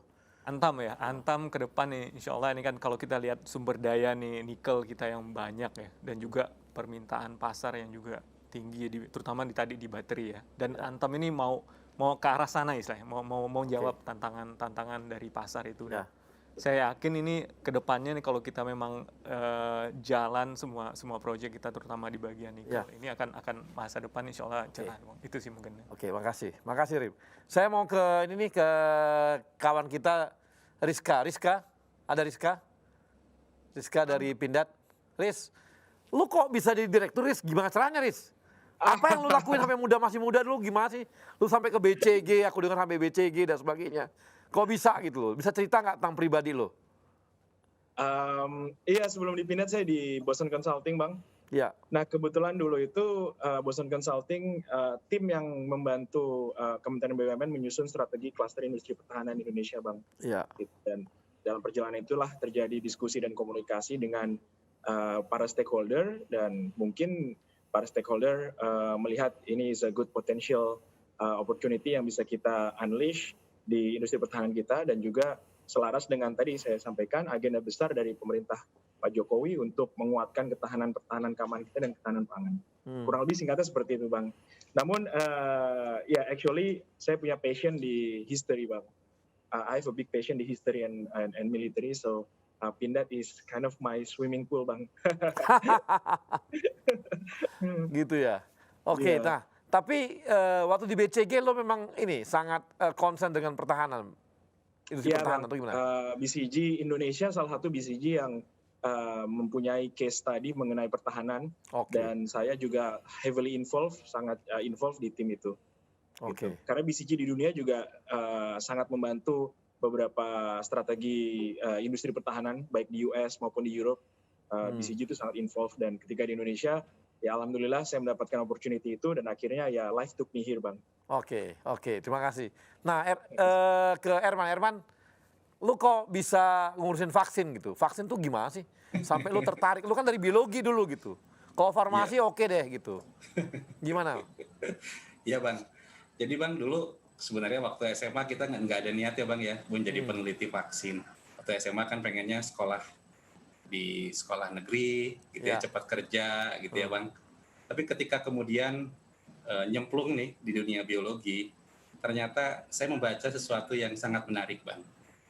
Ada pernyataan yang menyebutkan bahwa ada 2 intervensi utama yang mengakibatkan perubahan besar terhadap kesehatan dunia. Yaitu yang pertama adalah air bersih, dan yang kedua adalah vaksin. Nah, berdasarkan hal itu ternyata jadi tertarik, Bang. Wah, ternyata vaksin itu merupakan sesuatu yang sangat berdampak luas, bisa mensejahterakan masyarakat, baik masyarakat Indonesia maupun masyarakat global, karena bisa mencegah dari penyakit. Itu Bang sebenarnya asal mulanya, sehingga tertarik meneliti vaksin. Sekarang posisi sekarang di Bio Farma apa tadi? Senior manager di R&D, Bang. Oh, R&D. Jadi lu dari awal masuk R&D terus? Enggak sih, Bang. Enggak. Jadi waktu pertama lulus, saya sebenarnya tidak masuk Bio Farma, Bang. Saya di swasta. Kebetulan juga sama di R&D di pengembangan vaksin, tetapi animal. Oh, animal. Kemudian di tahun berikutnya masuk ke Bio Farma. Saya tiap 3 tahun berpindah, Bang, di Bio Farma, alhamdulillah. Jadi dari mulai produksi vaksin bakteri, pertusis, difteri, hingga kemudian ke R&D kembali. Oke, jadi alhamdulillah banyak pengalamannya, Bang. Pengalaman di R&D gitu ya. Betul. Nah, ini kira-kira lu mencapai sang senior manager ini dalam berapa tahun? Saya pada waktu menjadi senior manager itu pada usia 33 tahun, Bang. Sampai sekarang senior manager terus? Iya. Wah, nanti saya ngomongin sama dirutnya deh, supaya cepat-cepat naik. Peneliti aja itu sih, lu sibuk sama vaksin mulu sih. Gak pernah ngobrol sama orangnya kali. Lu gak pernah ngobrol sama bos-bosnya, ngobrol sama vaksin mulu. Akibatnya begini lu jadi sibuk dengan vaksinnya. Siap, Pak. Ini ya, ini banyak tipikal peneliti ya begini. Mereka adalah orang-orang yang memang sibuk dengan penelitian, nggak pusing dengan karirnya. Yang penting apa? Yang penting gue lihat vaksin, gue langsung tertarik gitu. Langsung dia semangat total. Jadi setiap ada vaksin baru, jangan-jangan lu ini nih, apa namanya, langsung tertantang banget gitu. Betul, Bang. Tertantang. Kalau menghasilkan sesuatu yang bermanfaat tuh sangat menarik, Bang, karena gitu bisa ya? bermanfaat untuk masyarakat. Oke, ini adalah petarung-petarung di ini ya, petarung-petarung peneliti ya, begini gayanya gitu. Nah, sekarang Indri nih, saya tanya Indri. Indri masih 28 tahun, masih muda sekali loh nih, Indri ini. 28 tahun dan sudah di RNI. Nah, RNI sekarang, kamu udah berapa lama di RNI? Kebetulan baru 3 tahun. Oh, baru 3 tahun. Ya. Baru 3 tahun sudah pegang proyek ini ya? Sebenarnya kalau pegang langsung enggak, karena saya sebelumnya di bagian di bagian keuangan. Kemudian mulai tahun ini saya kebetulan mendampingi salah satu direksi RNI yang kebetulan koordinator dalam food estate ini. Jadi saya pasti dibawa kemana-mana. Dari situ saya dimasukkan ke tim sekalian. Iya. Jadi accounting ngurusin sawah gitu ya. Terus kamu dapat apa? Gimana kamu accounting itunya gimana tuh? padi-padinya gitu. Turun dari UGM, Betul, langsung ke RNI. betul. Jadi kenapa sampai milih RNI? Mungkin salah satunya ya seperti yang dijelaskan Pak Syarif tadi ya, karena salah satunya BUMN. Saya yakin ketika saya bisa masuk di BUMN ya mungkin saya bisa bermanfaat bagi banyak orang, tidak juga juga untuk negara sendiri. Oke, jadi tertarik dari ini kayaknya ini ya orang-orang BUMN ini semuanya berpikirnya bagaimana untuk bangsa Indonesia gitu ya. Akhlak. Merah putih banget gitu. Masih muda-muda aja udah merah putih banget nih, gimana seniornya nanti. Nah, kemudian tantangan apa yang kamu lihat bahwa saya di RNI nanti bakal begini deh saya gitu. Itu gimana tuh? Tantangannya sendiri karena sebenarnya RNI itu kan fokusnya di agroindustri gula. Betul. Sedangkan gula itu kalau kita lihat semakin kesini kan semakin sunset ya. Jadi mungkin banyak orang-orang yang mungkin mulai sekarang itu berpikir kayak mengurangi konsumsi gula gitu loh. Padahal sebenarnya gula juga banyak manfaatnya. Dari situ inovasi-inovasi itu terus kami lakukan di dalam RNI sendiri. Jadi bagaimana supaya kita memperkenalkan gula itu juga sebenarnya ada sehatnya loh. Bagaimana sampai gula bisa masuk ke masyarakat juga sehingga konsumsinya juga mencukupi untuk masyarakat. Oke. Jadi udah kebayang ya. Apakah mau jadi direktur keuangan atau bagaimana di RNI? Enggak. Setelah tahu food estate ini Mohon gimana? doanya. Masih pengen tertarik di finance atau gimana? Ya sebenarnya saya siap ditempatkan di mana. Kamu gaya pejabat banget gitu. Gaya politikus sih susah memang di BUMN nih. Saya siap ditempatkan di mana saja gitu. Harusnya kan ditargetin tuh mau jadi apa. Harus ditargetin, difokusin gitu kan. Kan begitu. Nah kawan-kawan kita juga hari ini kita punya pengumuman mengenai IMC Idol yang sudah diselenggarakan selama hampir 2-3 minggu. Ini adalah banyak sekali bahan-bahan yang masuk ke kami. Ini adalah menunjukkan semangat dari ada 90 lebih dari produk-produk dari teman-teman BUMN yang bernyanyi gaya-gaya idol lah ya. Nanti mudah-mudahan kalau nanti ini memang paling bagus kita akan usulkan supaya ikut Indonesian Idol aja kali. Mudah-mudahan sih ya. Kita coba lihat produk-produknya.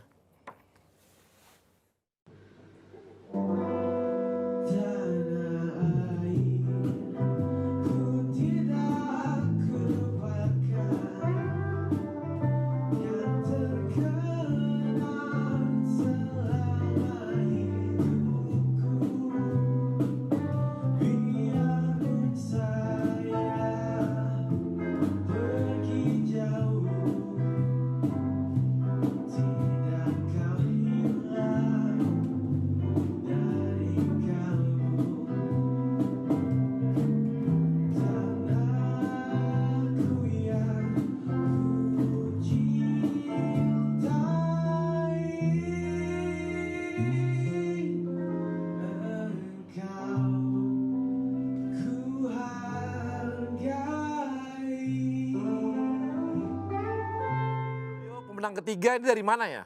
Ada yang tahu? Nah ini juara.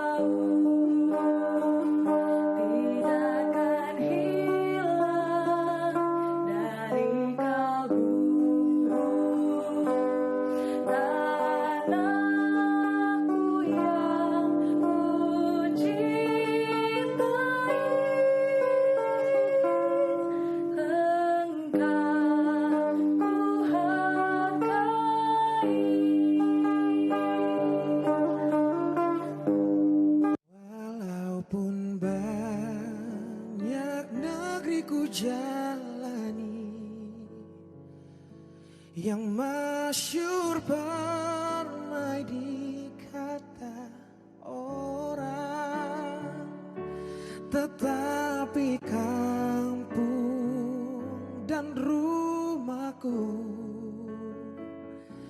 di sanalah ku rasa senang.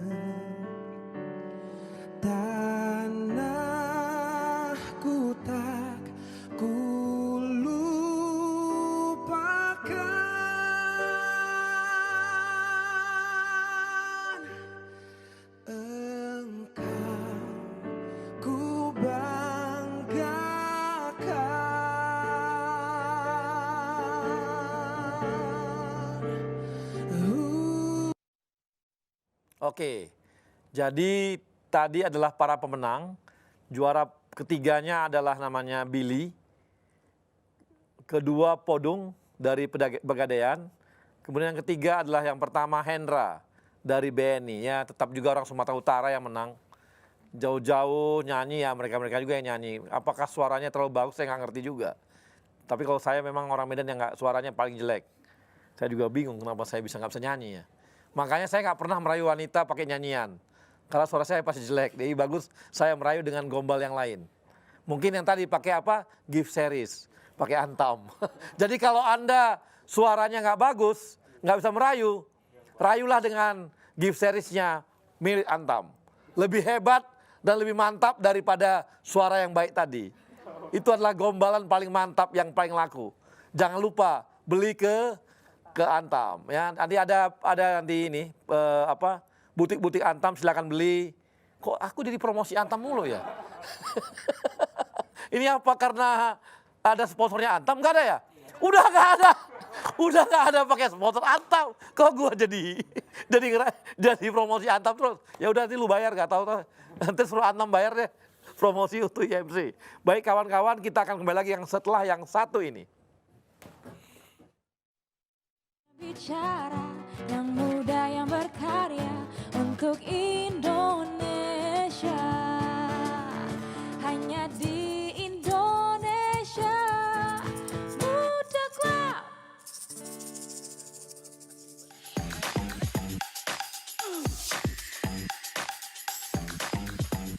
Come on, come on.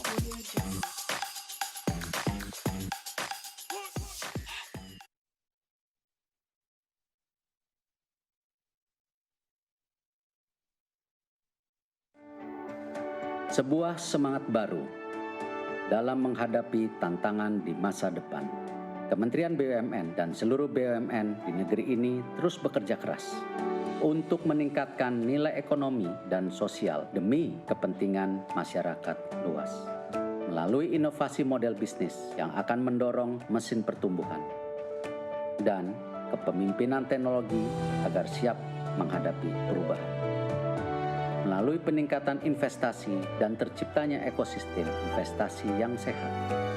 Pengembangan talenta adalah kunci agar BUMN siap bersaing secara global.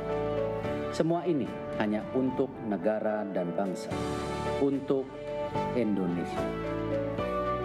Semangat baru ini kini hadir dengan wajah baru, dengan bentuk visual yang terinspirasi semangat inovasi dalam pemanfaatan teknologi. Dalam komposisi yang menggambarkan semangat kolaborasi, membentuk inisial institusi kebanggaan kami, bersanding dengan lambang negara Indonesia tercinta, Garuda Pancasila.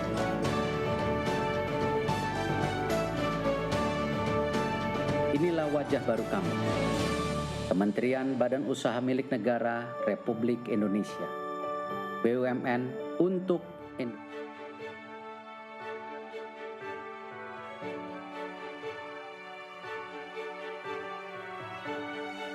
amanah. Kami memegang teguh kepercayaan yang diberikan. Kompeten. Kami terus belajar dan mengembangkan kapasitas. Harmoni. Kami saling peduli dan menghargai perbedaan. Loyal. Kami berdedikasi dan mengutamakan kepentingan bangsa dan negara. Kami terus berinovasi dan antusias dalam menggerakkan ataupun menghadapi perubahan. Kami membangun kerjasama yang sinergis.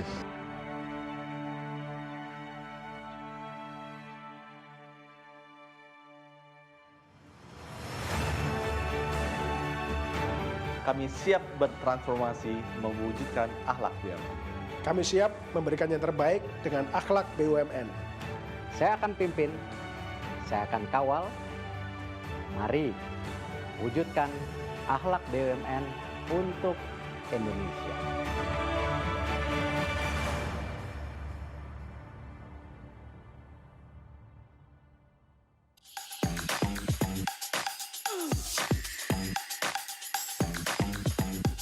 come on, come on.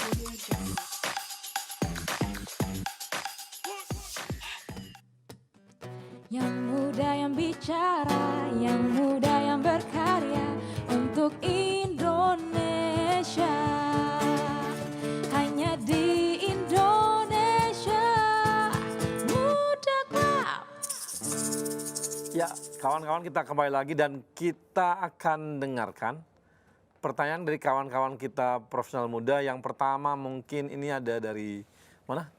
Nesya dari PTPN 10. PTPN 10 ada di mana nih ya? Di Surabaya. Oh itu ya benar tuh, Surabaya. Ya silakan Nesya, kamu boleh bertanya. Ayo Nesya. Ya, selamat sore, salam kenal semuanya.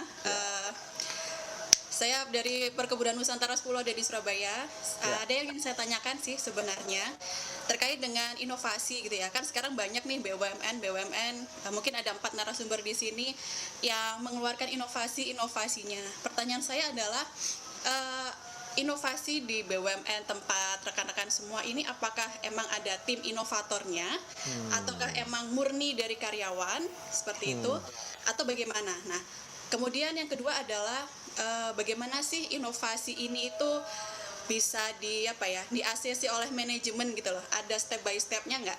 Karena kan kita yakin juga bahwa anak muda di BUMN juga pasti banyak nih inovasi-inovasinya. Nah, mungkin ada upaya untuk bisa berkontribusi untuk perusahaan masing-masing. Seperti itu, Bang Arya.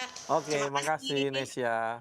Nah ini pertanyaan klasik dari teman-teman milenial yang selalu takut-takut bahwa mereka punya inovasi tapi manajemennya nggak mau terima nih. Ini gimana nih kira-kira? Di teman-teman gimana? Mungkin dari kamu, Indri?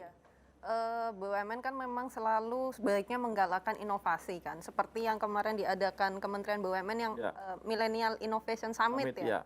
Ya saya mau pamer dikit ya Pak, juara satunya adalah dari RNI. Tepuk tangan di rumah masing-masing. Kami mengusung tema pemanfaatan limbah tebu untuk biopackaging. Kalau misalnya tadi pertanyaannya apakah ada tim khusus, ya memang kami menggunakan tim khusus, tim inovator gitu ya dari riset dan development juga. Kemudian bagaimana caranya supaya atasan kita ngeh kalau kita tuh mau bikin kayak gini gitu kan. Ya sebenarnya biasanya sih tahap-tahapannya ya mungkin diobrolin lah ke atasannya, terus kemudian ini membawa dampak apa sih untuk kita sendiri secara perusahaan dan dampak secara luas itu seperti apa. Seperti itu sih standar saja. Oke.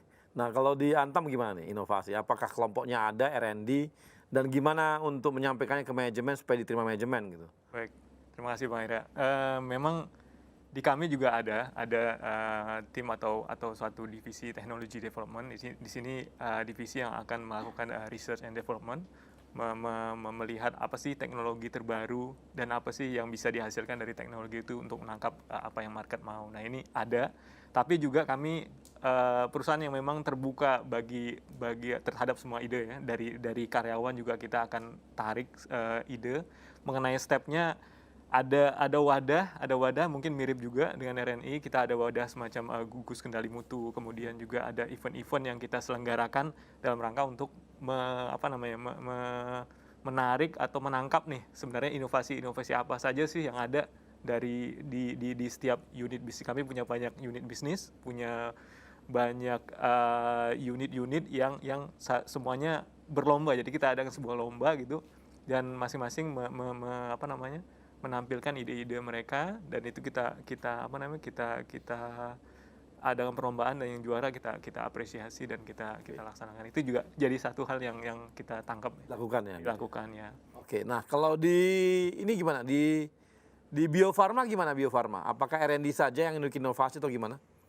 Enggak Bang, jadi sama di Bio Farma juga semua unit itu sebenarnya dibuka kesempatan untuk melakukan inovasi Bang.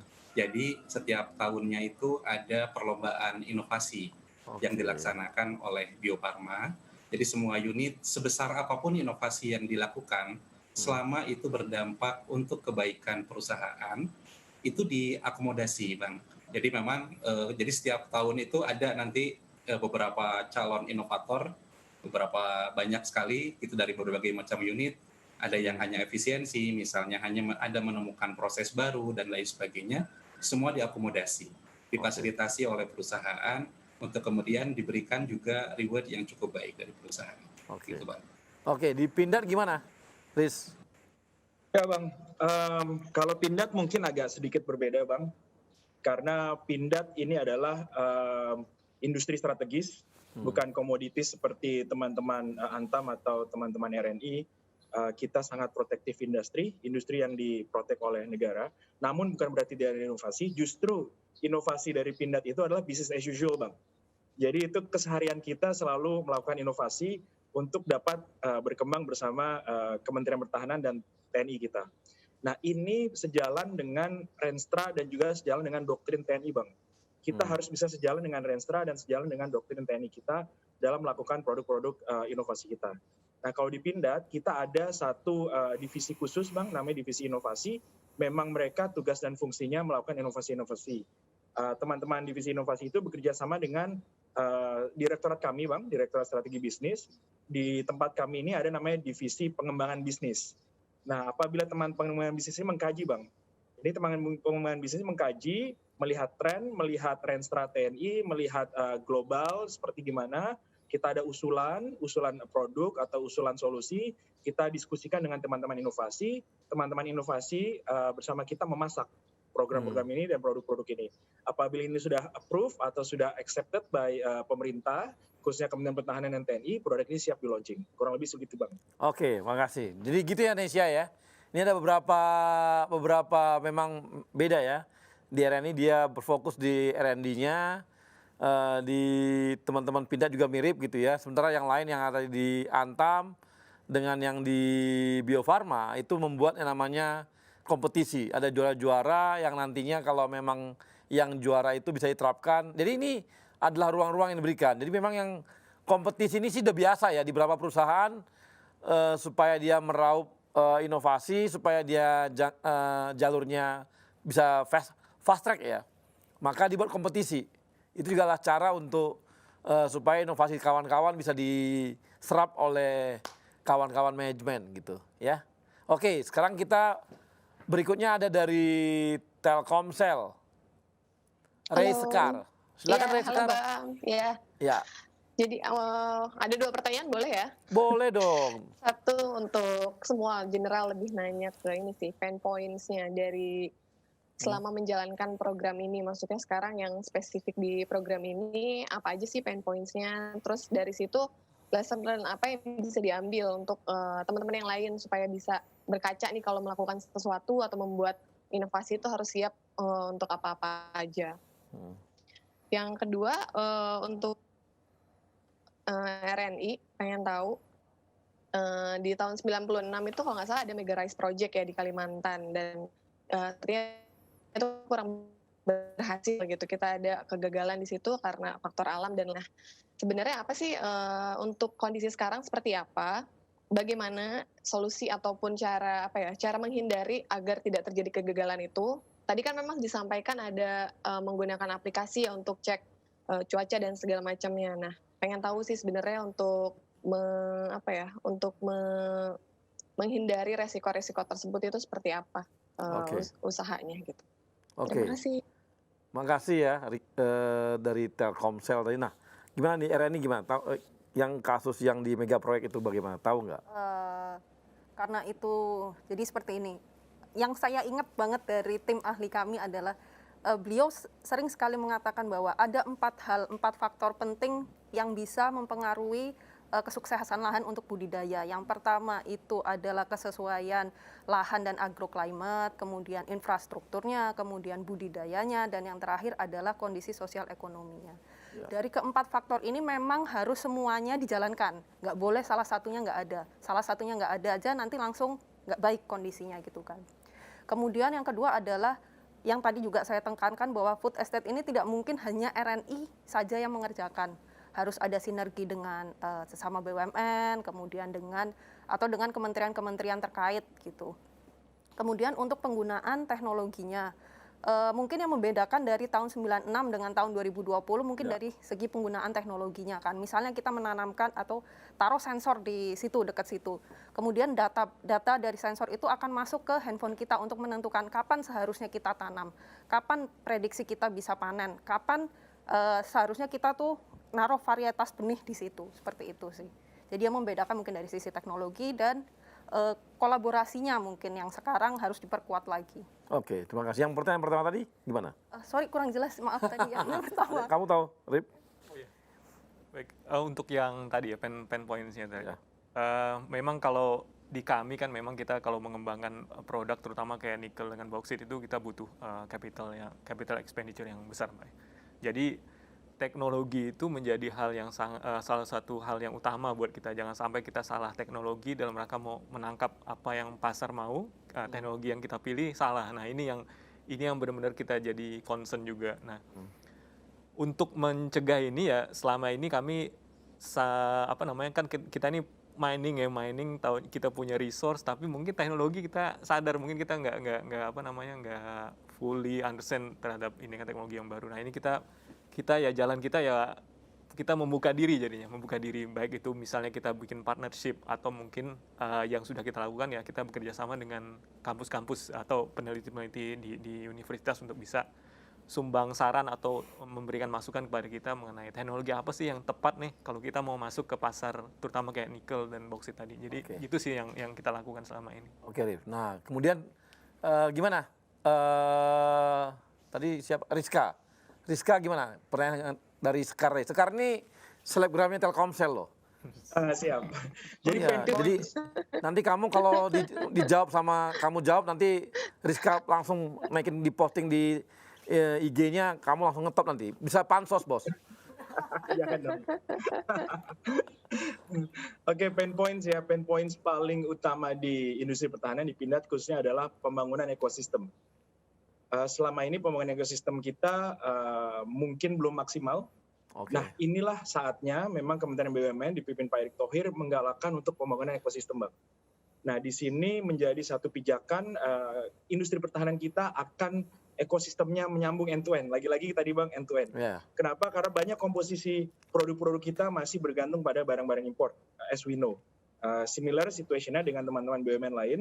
Oleh karenanya Pak Erick dengan agenda kita harus membangun ekosistem, ini sudah kita mulai Bang dengan pembangunan ekosistem kita baik di hulu maupun di hilir. Terutama di hulu Bang yang menjadi kunci karena komponen-komponen hulu kita hampir 60-70% masih bergantung terhadap luar. Padahal produk awalnya dari hulu kita itu dari teman-teman Antam, dari teman-teman Freeport Bang. Contohnya tuh copper, nikel kita itu dari teman-teman itu, tapi diekspor oleh teman-teman, diolah oleh negara-negara maju, kita beli Bang barang jadinya. Nah, ini harapnya kita bisa membangun ini Bang, mulai dari produk hulunya Bang. Sehingga nanti produk kompetisi kita lebih berkompetitif, harga kita juga lebih kompetitif dan tentunya menjadi solusi yang terbaik bagi pemerintah. Kurang lebih begitu. Ya. Nah, kalau di Bio Farma gimana pain point-nya? Kalau di Bio Farma begini Bang, seperti tadi disampaikan bahwa untuk bisa menghasilkan produk yang cepat atau menyediakan produk yang cepat itu kan butuh waktu yang lama. Nah, sehingga untuk bisa menyediakan secepat mungkin ada beberapa strategi yang harus dilakukan. Jadi yang pertama adalah tentu dengan partnership. Jadi kita mencari dari partner-partner kita yang memang sudah mendekati akhir untuk pengeluaran produk. Yang kedua, kita bisa dengan melakukan juga pembelian bahan aktif untuk kemudian diformulasi, filling, dan didistribusikan untuk pengguna. Yang ketiga, pendekatan yang dilakukan adalah joint development. Karena Bio Farma memiliki kapasitas dan kapabilitas yang cukup mumpuni untuk melakukan upscaling maupun produksi komersial, maka kita bisa melakukan joint development. Dan tentu pendekatan yang terakhir, demi kemandirian, juga kita melakukan pengembangan sendiri, sehingga kita bisa menghasilkan produk untuk negara kita sendiri. Demikian, Bang. Oke, makasih, Man. Nah, ini biar teman-teman profesional juga tahu ya bahwa kenapa sih klaster dibuat oleh Pak Erick gitu ya, dengan konsep klaster yang dibangun ya. Salah satunya adalah seperti itu, bagaimana kita end-to-end dalam bisnis. Sehingga ada keterkaitan dan komunikasi yang baik dan tahu produk masing-masing dari BUMN. Selama ini kan kita ngomongin sinergi, tapi kan bergeraknya sendiri-sendiri. Dengan sistem klaster, itu otomatis kita akan saling ada keterkaitan. Produk yang satu dimanfaatkan oleh produk yang satu lagi, kemudian dimanfaatkan lagi, kemudian sampainya ke hulu. Sehingga dari klaster tadi itu akhirnya kebaca juga nih, mana yang selama ini kita impor. Mana yang kita selama ini impor, akhirnya ketahuan. Oh ini kita impor, ternyata kita punya produk ini. Hanya tinggal mungkin ada yang perlu ditambahkan added value-nya. Sehingga dicarilah solusi mana perusahaan BUMN yang masuk di situ yang bisa menambahkan added value itu. Sehingga produk ini menjadi bahan baku juga untuk bisnis lainnya, bisnis berikutnya gitu. Dan sampai ke hulu, ke hilir. Ini adalah cara kita, caranya Pak Erik untuk jangan lagi kita raba-raba nih. Selama ini kita raba, wah ini misalnya si A memproduksi bahan baku B gitu ya misalnya. Kemudian berikutnya bilang ini, yang perusahaan yang berikutnya bilang kata apa? Wah kami belum bisa pakai yang ini sehingga kami nggak pakai, sehingga kami impor dulu gitu. Nah kalau ini enggak, ini akan membuat oh ini harus ada added value di sini supaya bisa dipakai untuk teman-teman di sini. Akibatnya akan dicarikan BUMN untuk mengerjakannya, sehingga kita akan makin mengurangi impor-impor bahan baku. Ini memang cara kita, caranya Pak Erik untuk menurunkan impor dan kebutuhan kita akan bahan baku dari asing. Padahal barangnya seperti tadi, Cooper dan sebagainya itu milik Indonesia, diekspor dulu keluar, di luar dipakai, dimanfaatkan, akhirnya dibikin added value baru, dikirim lagi ke Indonesia, dipakai oleh industri Indonesia yang lain untuk jadi bahan bakunya lagi. Padahal kalau dibuat di Indonesia, itu akan buat kita nggak perlu impor-impor. Nah ini yang menjadi tantangan bagi setiap klaster untuk mencari solusi ini gitu. Nah demikian mungkin yang tadi dari pertanyaan tadi paling tidak bisa menjawab bagaimana masing-masing industri kita gitu. Mudah-mudahan makin berkembang saja.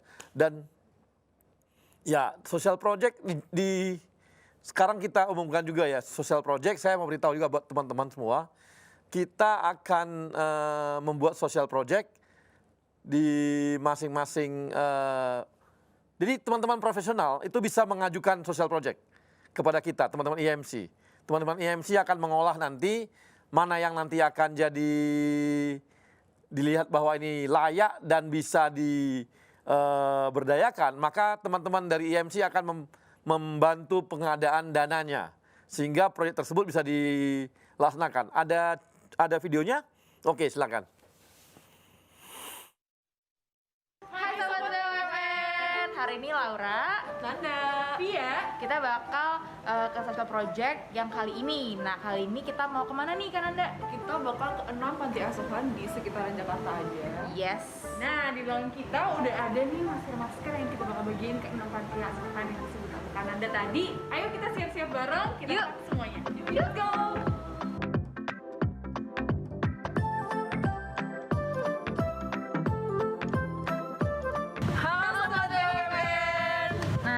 Sampai di tempat yang pertama, yaitu adalah Yayasan Triasi. Yayasan Triasi ini itu adalah mengasuh untuk adik-adik yang berkebutuhan khusus. Nah, yayasan ini udah lama banget loh guys, dari 1999. Jadi udah lama banget mereka berkiprah di. Betul banget. Nah, kalau gitu langsung aja kita berbagi sama adik-adik. Semoga mereka senang kita datang ya. Yuk, yuk.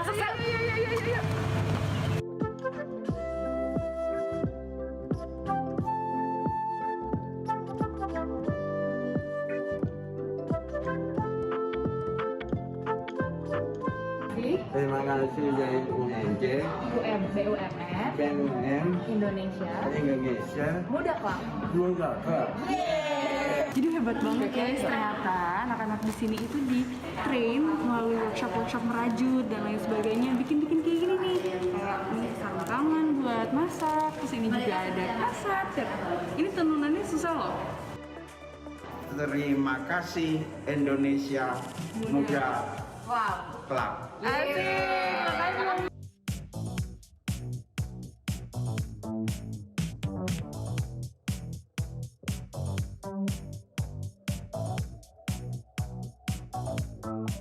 Hai Sobat Muda BUMN. Nah, sekarang kita udah sampai di tempat yang kedua, yaitu Panti Asuhan Muslimi.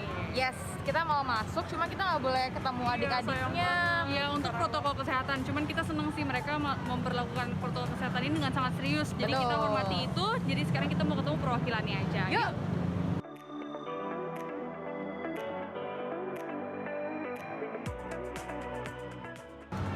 Terima kasih Indonesia Muda Club.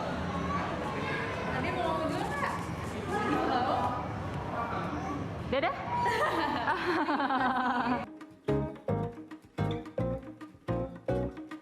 Oke guys, nah sekarang kita udah sampai di tempat yang berikutnya nih, dan kayaknya ada seseorang yang kita kenal ya ini. Ada Kak Andi. Oke yuk, langsung kita tuang.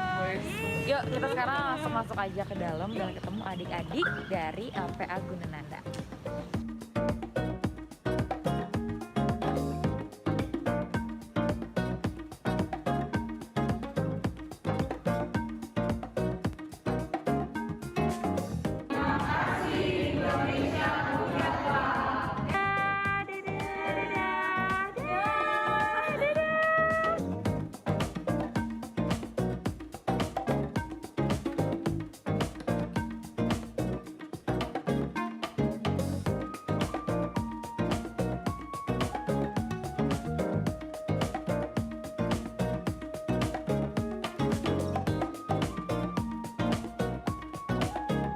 Terima kasih Indonesia Muda Club. Indonesia Muda Club.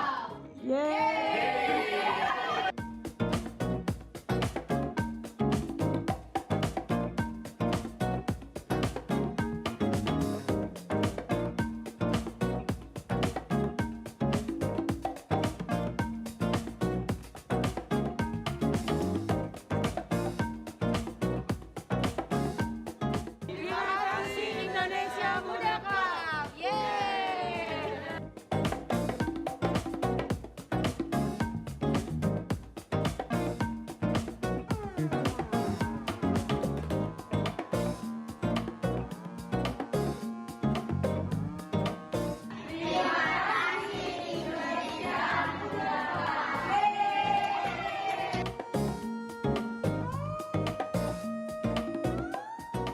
Akhirnya kita udah selesai juga bagi-bagi sosial project di beberapa panti asuhan di Jakarta. Jadi kita kemana aja nih hari ini? Seru banget, kita tadi ke Yayasan Triasi, terus kita ke Yayasan Pondok Muslimin, Kita juga ke Yapindu, ke Gunananda juga, kita ke Bakti Mandiri dan juga ke Pondok Paruna. Ya betul. Dan seru-seru banget ya ketemu adik-adiknya. Seneng banget, merasa terinspirasi sekali. Kita seneng banget bisa melakukan pengalaman. Dan mereka juga senang banget bisa dapat masker dari Indonesia Muda Club. Pengen banget balik lagi, tapi mungkin di next project selanjutnya kali ya. Betul. Amin. Nah kalau gitu mungkin kita pamit undur diri dulu. Terima kasih udah nemenin kita seharian ini kunjungi 6 panti asuhan di DKI Jakarta. Semoga bermanfaat dan berkah. Amin. Kita ketemu lagi di next episode. Bye.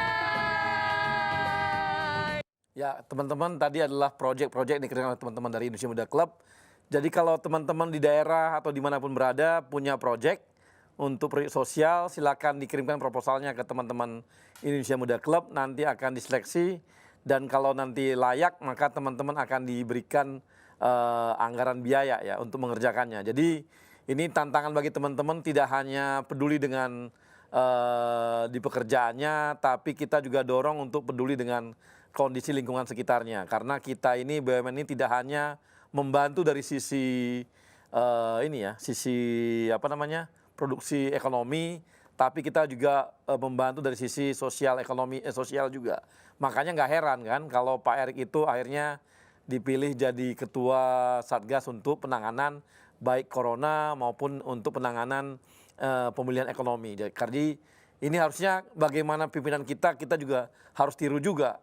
Jadi kita harus tiru juga di lapangan bagaimana kita di samping membangun ekonomi masyarakat juga membangun kondisi sosial masyarakatnya. Jadi silakan kirimkan saja proposal Anda ke teman-teman Indonesia Muda Club. Nah, dan kawan-kawan profesional muda, kita hari sudah sampai di ujung program dan kita tahu bahwa tadi kita sudah mendengarkan bagaimana ternyata produk-produknya BUMN itu produk yang keren-keren, yang berguna untuk bangsa, berguna untuk masyarakat, baik dari sampai level terbawah, tadi adalah pertanian dan sebagainya. Ada yang memang dia masuk ke hal-hal industri seperti dari Antam gitu ya, berguna untuk industri. Kemudian juga ada yang berguna untuk kesehatan seperti teman-teman Bio Farma yang menghasilkan vaksin dan buat kita orang-orang Indonesia jadi sehat. Kemudian juga ada bagaimana produk-produk kita adalah produk pertahanan yang tidak kalah dengan produk asing lainnya, dan ini adalah sebuah kebanggaan bagi kita karena telah bekerja di BUMN. Sekali lagi, sampai ketemu di episode yang mendatang. Terima kasih kepada kawan-kawan Yoyak. Terima kasih juga teman-teman dari sponsor yang telah membantu kita, yaitu dari Bio Farma dan dari RNI. Dan kita harapkan, kita tunggu dari Antam. Karena dari tadi kita promosi terus mengenai Antam. Sampai ketemu lagi di episode mendatang.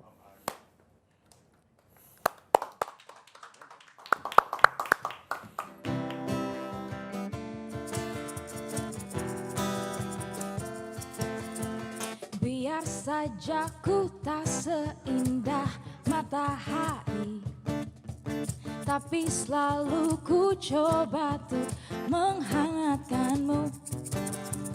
Biar saja ku tak setegar batu karang, tapi selalu ku coba tuh melindungimu.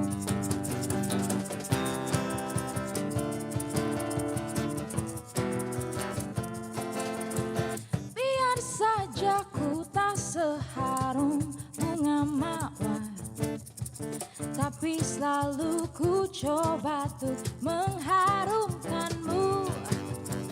Biar saja ku tak seelok langit sore, tapi selalu ku coba tuh mengindahkanmu. Ku pertahankan kau demi kehormatan bangsa.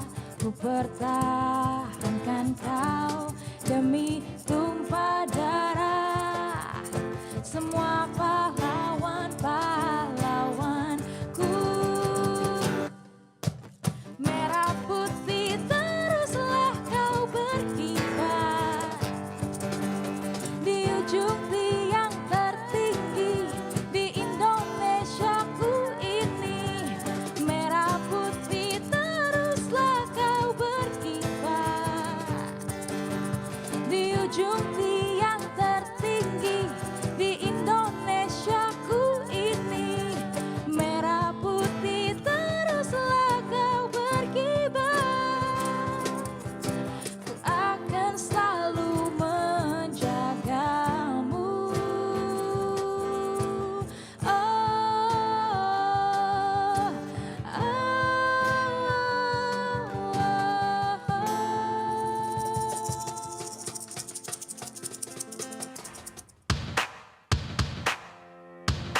Untuk nusa dan bangsa, untuk tanah air kita, kami lahir dan hadir, besar dan kuat bersama. Memakmurkan negeri, kibarkan merah putih, membawa sejahtera, Indonesia jaya. Satu gerak, satu langkah, bahu membahu tanpa lelah, untuk insan Indonesia berazas Pancasila. BUMN hadir untuk negeri.